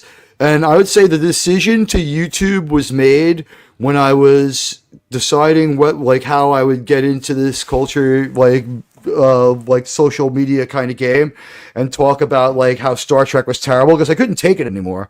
And I started around the time of Rings of Power. And I had been listening to EFAP for maybe a year. And the night I discovered EFAP was the night I was trying to see if there were any pirate copies of Rise of Skywalker on EFAP, on YouTube. You know how that happens? So I was looking. I saw they had, I think the employee assistance program at my mom's union was called EFAP. Hello, Raul Julia. It's nice to see you. You're my favorite Gomez Adams next to Samwise's father. You really are my second favorite Gomez. Julia. But and now I lost. Oh, I was talking about the EFAP. So here's the thing: the first EFAP I ever heard, and the first time I realized that social media in the form of YouTube could be a lot of fun, and was definitely for me, was I was seeing if someone had pirate copies of Rise of Skywalker on EFAP, so I could on YouTube, so I could see it. And the biggest collection of people was a bunch of people, and Critical Drinker's name was in there, and I'd already seen Critical Drinker. Like he was well known because he already had 500,000 subs at the time. This is Rise of Skywalker, so 5 years ago, 6 years ago. And I was like, well, they're going to explain. It says they'll explain the whole thing. I'll listen to these people explain it. I like Shad. I've heard this guy before. And I like Critical Drinker. I wonder who this Mauler guy is. So they start the show, and for 20 minutes, they talked about everything under the sun, including Gwyneth Paltrow's vagina candle. And then they started a 5-hour deconstruction of Rise of Skywalker that had 15 people. It was everybody.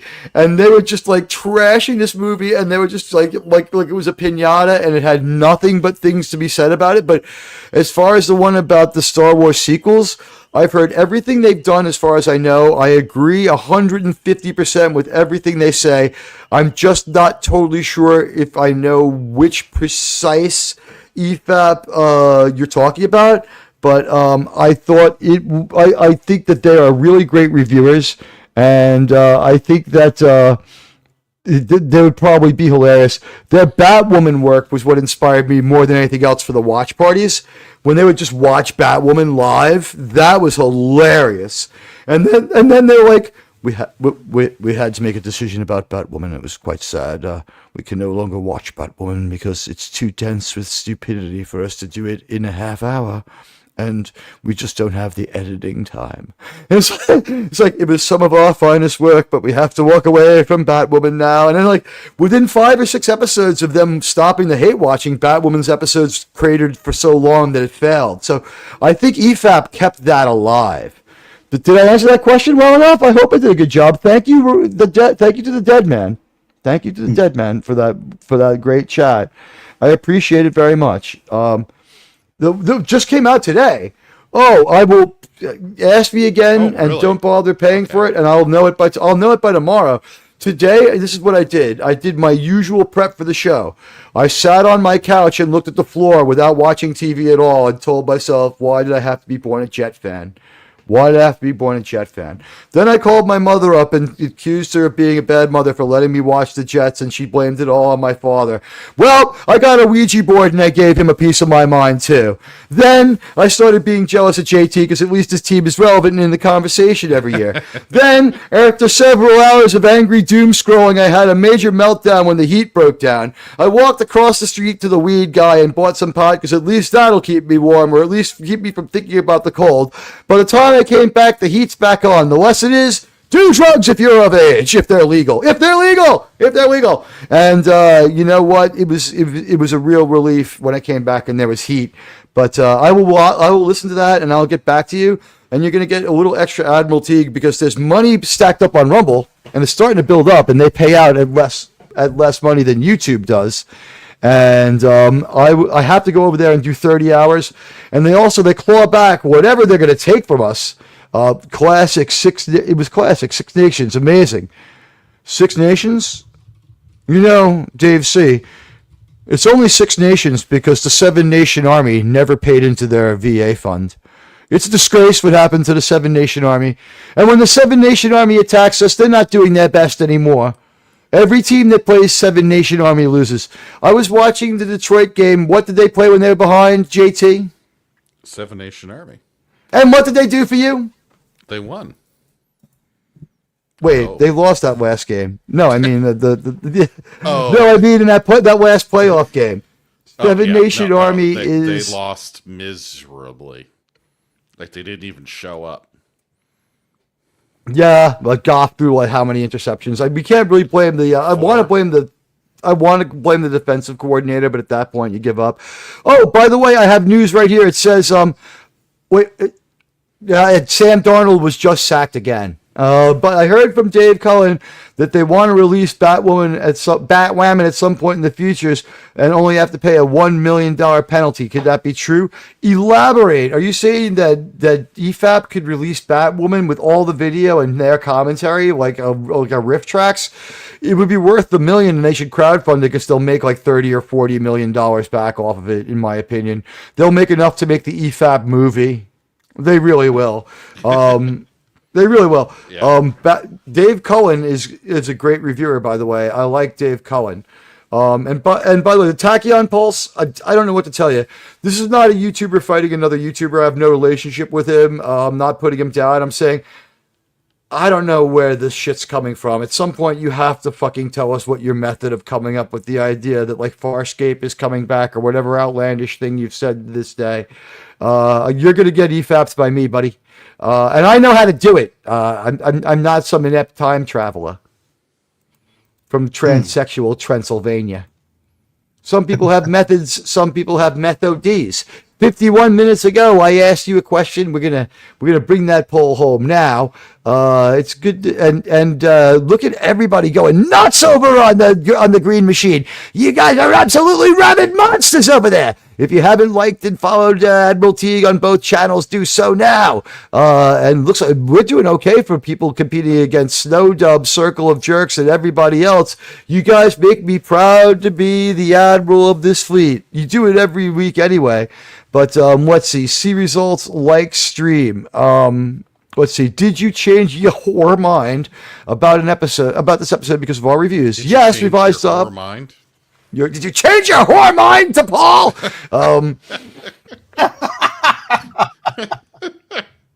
By the way, I want to clear something up right now. Asking her all the time. I want to clear something up right now. Okay, I want to clear this up. I do not have a Jolene Blaylock inflatable doll. I have an inflatable to Paul collectible. There's a difference. Oh? Yeah. All I got was a little ornament. What's going on here? The body pillow too. It's made of the same material. I got a little ornament. There's not even a hole drilled in it. Oh no. Oh, okay. I was confusing Batgirl with Batwoman. Okay. They would only have to pay $1 million to release Batgirl because of the tax write-off. If he said that, Dave Cullen's not given to loose speculation and total bullshit. And by the way, you guys are amazing. 36% of you changed your mind because of our poll. Thank you. as I end that one. And that was a great poll. Thank you so much for taking part in it. And and after smoking it, that's what Dr. Douchebag from Star Trek Discovery said. It's like that poll was, was that a Cuban? Delicious. Was that a Cohiba? When somebody put out a bunch of tweets that like somebody did another media article, someone totally different. It might have been some of the people that they usually pay to give them good reviews were like, we haven't gotten any money from the Star Trek people. Beat up on them with the truth. There was like a fucking Bounding Into Comics or Comic Book Resources, whatever it was, article saying like the worst sci-fi celebrities who are just mean dicks. And the doctor from STD came up, what's his name? Nelson Cordoba or something. And Nelson, like something, Hernando Cruz. It was him like cracking on people, calling them scumbags and fan baiting and fighting. And it was people we knew, Dev Mag and other people. It was bad stuff. Like I knew some of the people that he was going after, and it's just these people do not want to be our friends. The time, you know what? Our time is coming. All right, we are going beyond the furthest star, and I don't know about this Batgirl thing. I would say this: it flies in the face of what was said when Batgirl was made about what they could do with it. If Warner or whoever wants to release it, I guess. If they could, I guess a distributor would have to release it. I heard that they had to destroy it because if they had any part of it or if it leaked, they could lose the tax write-off. And by the way, this was confirmed. You know the trailer we saw was filmed later. We're using the costumes and the props from the movie. It was filmed later after they destroyed or locked up the movie. So we haven't seen anything in that trailer that was in the movie. They made the trailer afterwards as a concession for the cast so that the people who could do the stunts could pull off their one stunt, so that she could look good in the costume and show off the costume, so that Brendan Fraser could do his thing for 1 second. They made like a 10-minute trailer for it afterwards to like memorialize the movie because they got stopped in mid-production, so they just made a trailer and called it a day. And that's all we've seen. So I don't know if we've seen anything from the real movie. If it could come out, it might as well come out. I heard it was better than Flash, and they released that, so you might as well just do it. Yeah, it was supposedly it had to be destroyed.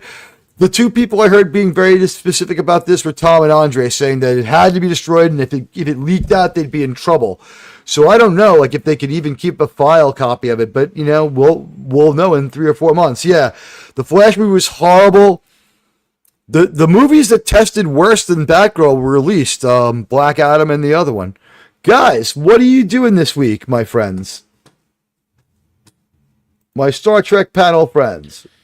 JT, what are you up to? Yeah, well, I was trying to... I keep going back and forth about every half hour thinking if I'm going to bother watching the Super Bowl, I may go and hang out with you if you are going to do the Super Bowl stuff tomorrow. However... That would be great. Wednesday coming up, I think is the next show that I'm guaranteed to be on. We'll be going through on Dave C's channel. Just type in Dave C with a period. You'll find him. He's in the chat right now, actually, with Lopan as the image. We're going through 1977 Black Panther, a Jack Kirby original, presented by some other guy.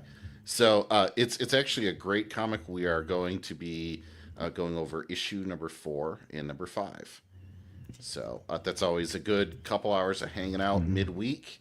And so I hope to see everybody over there. Yeah. Never know who you might see there. Never know who might go there just to fuck with me. But that's Dave C's. That's true. You want to, sometimes Admiral Teague is on there. You want to see Admiral Teague lose his fucking temper? After 4 hours of harassment over 2 fucking weeks, I finally lost it on somebody for about 5 minutes. Hey. Fuck you, by the way. That's no appellation on that one, but fuck you. It's the reason someone loses 700 subs. You buy them behind the fucking bodega from some guy who sells heroin too to get them back, you scumbag. Yeah. Well, he sold his. Well, he doesn't have a soul, so he must have sold his blood or his kidneys or something. But fuck that guy. Anyway, check out Dave C's show. I'm pretty sure there'll be someone lathering up, going crazy in the chat, whether I'm there or not after that intro. But I want to thank all of you. And Sean, what are you up to? I heard that you're going to be doing some appearances this week. Have we heard of any of the shows that you might be on? Is it possible? I believe I will be on Pop Culture Breakdown. I think we're going to be doing the movie Moonstruck for Valentine's Day. That's the one that has you, Doomcock, and Chevy Chase? I think it's Nick Cage and Cher. Wait, no, that's Gary. I was thinking of Chevy Chase. No. Did you see the picture of Gary at the con today getting arrested by Ranker Steve dressed up as the Mandalorian? Was that adorable or what?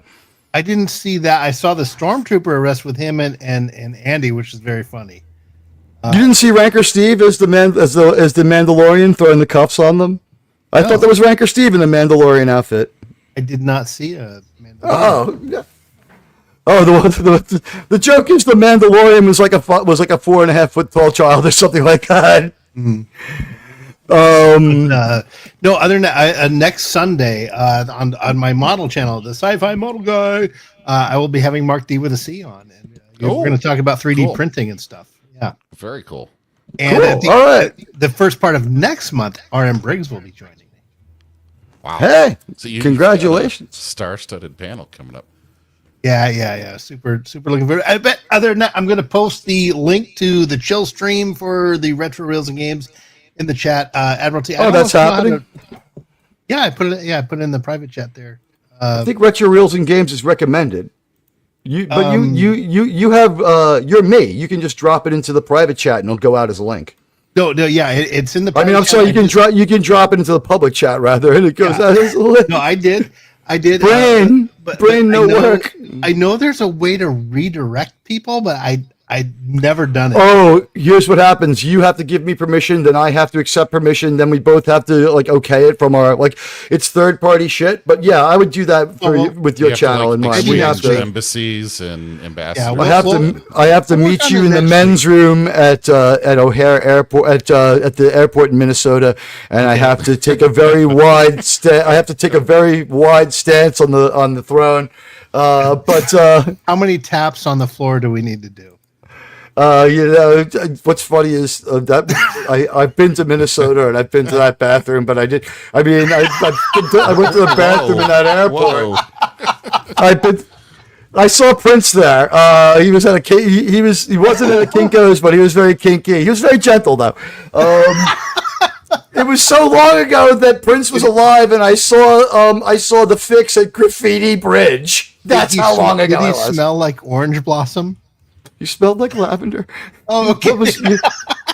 How's this for a token of the 20th century? I saw a video of Sinead O'Connor like basically looking like she had just smoked crack, talking about how her and Prince used to fucking do black magic, and I'm like, well, nothing bad could ever happen to these two people. I think she did that every day of her life. Fucked and did black magic. All of the above. JT, you told me what you're doing. Sean told me you're doing. I'll tell you a quick story, and then we'll get out of here. First thing is, I saw Sinead O'Connor on a Friday night, and I was like, wow, Sinead O'Connor can do no wrong. That was one of the best concerts I've ever seen in my fucking life. And then, I went out, drinking and whoring and fucking and doing all those things, because I was young. And I come home and I wake up the next day at 3:00 in the afternoon and I'm stumbling with double vision and waiting for the mescaline or whatever it was to wear off into my parents' kitchen. And my father said a UFO landed on the front lawn of the White House because I was hallucinating so bad and laughing.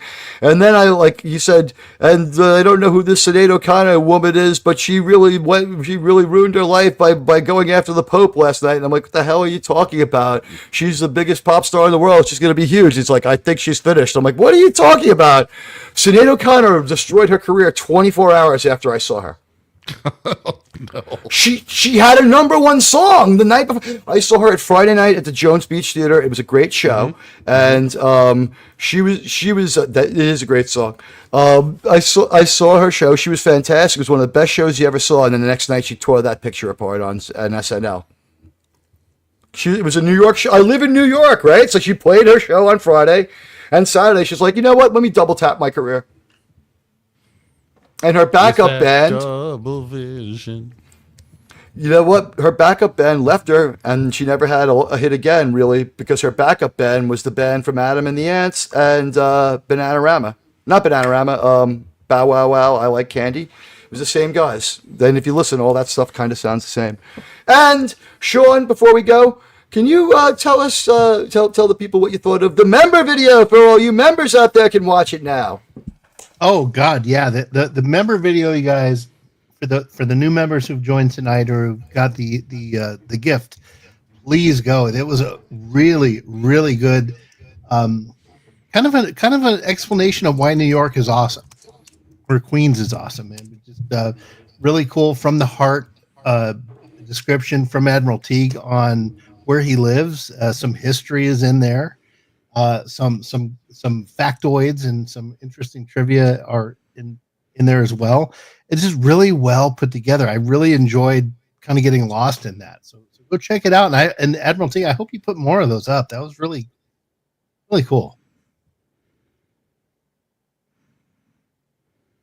That's all I have to say about that. And we're seeing Patton. Yeah. Did we lose Admiral Teague? Sound. We might have lost. No, I'm here. I don't know how many you guys ever done this, but I took this on the subway and just randomly, this is New York for you. Look what's over the subway map. I thought I was supposed to say more. No, keep going. You can keep endorsing it, but no, isn't it weird? No, like it was amazing. It was no, I'm serious. Like, just I could hear the passion in your voice about where you live. I cried after I wrote it. I'm not gonna lie. I cried after I wrote it. Hear that? I really could hear that. It was great. The video tied to the emotion of what you were saying, and just the kind of video you have on the subway and of things of just kind of people that weren't, you're just in public, just filming. I don't know how many of you have been on a subway, but I take you for a little ride. It was awesome. Oh yes. This subway goes to Citi Field, by the way. The Met game goes there. I tell you my origin tale. Oh, my God. TeagueCon is at the bar across the street from the New York Comic-Con at the next Comic-Con in October of this year. The next New York Comic-Con, TeagueCon will be at the bar across the street. And you know what the good thing about that is? If I start my con 2 hours before the end of the other con... Pause it. Critical Drinker will probably be at that bar too. Do you guys see that sign there? Silver. Yeah, Cup? you recognized it. Yeah. I didn't know who'd recognize it. I didn't tip my hand. That's back of the Silver Cup sign from Highlander. It's still there. It's still there. Well, the Silver Cup Studios is still active. And here's the thing. That building's only about 6 stories tall. Surprise. The reason why it looks the way it looks is the forced perspective of all the city around it. But Silver Cup owned half of Queens. They owned a dairy. And my grandmother used to get a Silver Cup milk, man. And they owned this big building, Silver Cup Studios, where they made movies. And they still make them there. It's an original film house from back in the day. It's always been there. And it sucks that these other people covered it up. But you know what else? If you look in the corner, look at that. The Empire State Building kind of jumping in and out of the shot. But Radioactive, thank you for the very generous $2 super chat. It was amazing. And look, like these are the people on the subway. Notice how they don't fucking care. Like no one cares. Like I'm just like walking around the subway with a phone and no one cares. That's New York. No one gives a shit. But I take you to the city with me, and I hope that those of you who have joined the channel will watch the member video and have some fun with that one. It is a lot of fun. And hey, Outlaw Bill's here. He's going to be doing some stuff too. And you know what? Outlaw Bill, I think still... does Outlaw still have a wrench? Where is Outlaw Bill? Where is that Outlaw Bill? Outlaw Bill, how dare you? You know what? I will be doing the Super Bowl tomorrow with Outlaw Bill. His channel is recommended at the bottom of mine, and I'm just going to have a wrench. And if he does not have a wrench, he's not getting one. He's not getting one. I don't trust him. I don't like him. He's an outlaw. Besides, I like seeing his name in the chat, and besides, that gives me a chance to argue with him and go to his channel and harvest it, you should subscribe to Outlaw Bill, where tomorrow we'll be calling the fixed Super Bowl. It's rigged. It's rigged. I saw the outcome. The Jets won again, but they'll never tell you about that. The Super Bowl's tomorrow, and the moon is round, is what the government wants you to think. The Jets won again. The Jets won again. I thought it was going to be the Jets with the Hawaiian Punch guy in it.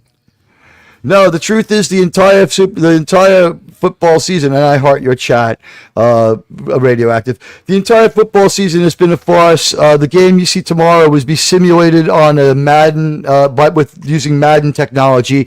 It's not the true Super Bowl. The real games are actually played on Saturday afternoons. The college games are holographic imitations where they test out the players, and then they make replicants of the college players to play in the pros. There are no actual football players because someone would date Taylor Swift. Like, I'm jumping into that manhole. But you know what? I think we took care of this week. And oh god, I just got that. And you know what? Radioactive, I don't know if you want, but we're gonna get you a link too. So check your my brain's not working. Check your email in a minute. And check that place where the words are. The words, I have the best words. I have the best words. Don't trust them. Don't believe them. We're talking about the new Trek people. All right. Old Outlaw Bill and English Bob. Better not hang around in Big Whiskey. Yeah. Mark Harkness, it's great to see you. Did I shout you out properly when you came in? I saw you there. I'm shouting you out in the chat, and I'm multitasking. I'm like looking over my shoulder. I have to and I don't mean in a bad way. I like having the feedback from X, but I have to keep a second device on, or it just keeps self-refreshing. Yo, check yourself before you wreck yourself. Coming on like stealth, gut bombs to your mom, stealing car alarms. I know that fucking song, man. I love that song. I got in trouble in college for playing that on the radio. They're like, you cannot play Check Yourself, and I'm like, one day it'll be a great Star Trek analogy, and people will say Trek Yourself. Maybe we're going to have to do some karaoke then. I'll sing a song. I'll sing a song for you. Nah, nah, nah. Gonna play some video games. All right, listen, we love you all. Next week is another episode. Marauders! Are these the Narsicans? A band of Narsicans. OB2. Right. Hey, OB2, you got here. Welcome. All right. There's the link where we're going to be meeting up there. Go meet us at Retro Reels and Games. Is it in the private chat? Or you dumped it right in the regular chat? Guys, go to this place. Go to this place and meet me there. Meet me there. I'm bringing heroin. No, but meet me there. It'll be fun. And we'll play Use Your Words, and then we'll get ready for what tomorrow is a presentation of the National Football Network.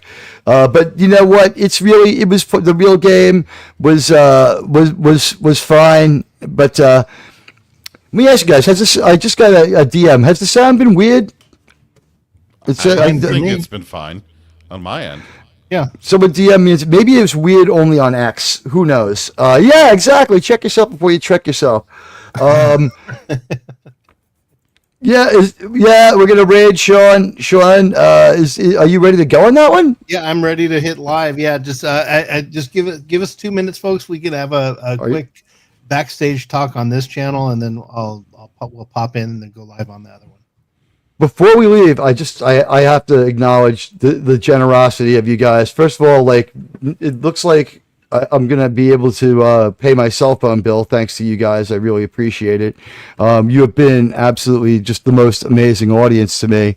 And let me just see if I can't get this chat popped out so that we can all see it. And thank you for your generosity. And then we're going to get out of here. But Saving Star Trek, as I like to say, is brought to you by the genius, just the absolute genius of Gene Roddenberry, as well as the generosity of Star Trek fans like yourself, including my good friends RRTNZ, Mr. House Party 6, who gifted us 5 memberships. More than that, actually. A good deal of memberships. Radioactive with 10 memberships. Crimlon with 5 memberships. 20 memberships. I think I have 105 members for the first time. Thank you, Crimlon. Thank you, Radioactive. The Dead Man, who gave us a generous super sticker. Mr. House Party 6, who is, again, very generous with us. Miskatonic Madman, believe it or not, he sent me a pair. Crimlon, again. Mr. House Party 6, Radioactive. JT Kirk, my friend. The Dead Man again, Radioactive, and Sean Carter. I thank you all so much for your generosity. You guys are the very best. Did I miss anybody? Did I get anybody? I love you all, as the great Ozzy Osbourne says. And you know what? We will meet you over at Retro Reels and Games. I love you all. And what do we end with? Do we end with Sydney Sweeney? Or do we end with Admiral Teague's theme song? Or do we end with Archer's theme because I already broke my What do we do? Want Hoshi? I better come up with something quick because George is getting mad. Yeah, let's leave. We love Archer's theme. It's not that long, guys. Thank you, Wes Cagle. Real quick, he sent a bye-bye wave. Wes Cagle with a $3 super sticker. Thank you very much, my friend Wes Cagle. I did it. You know what? Instead of that, then you know what? Let me hold on while I whip this out. Instead of Archer's theme, I have something that we could do right here. It was. I have to go into my. Sorry, I have to go into my channel for a moment. We're gonna play. This was an early foray into editing for me, but let's play Bird of Prey 5's video that I made when we lost him. The tribute to him. It's the First Contact theme. It's only 2 minutes long, and then that should. Before you do, I was just going to say, hold on. Sure. 14 member chat.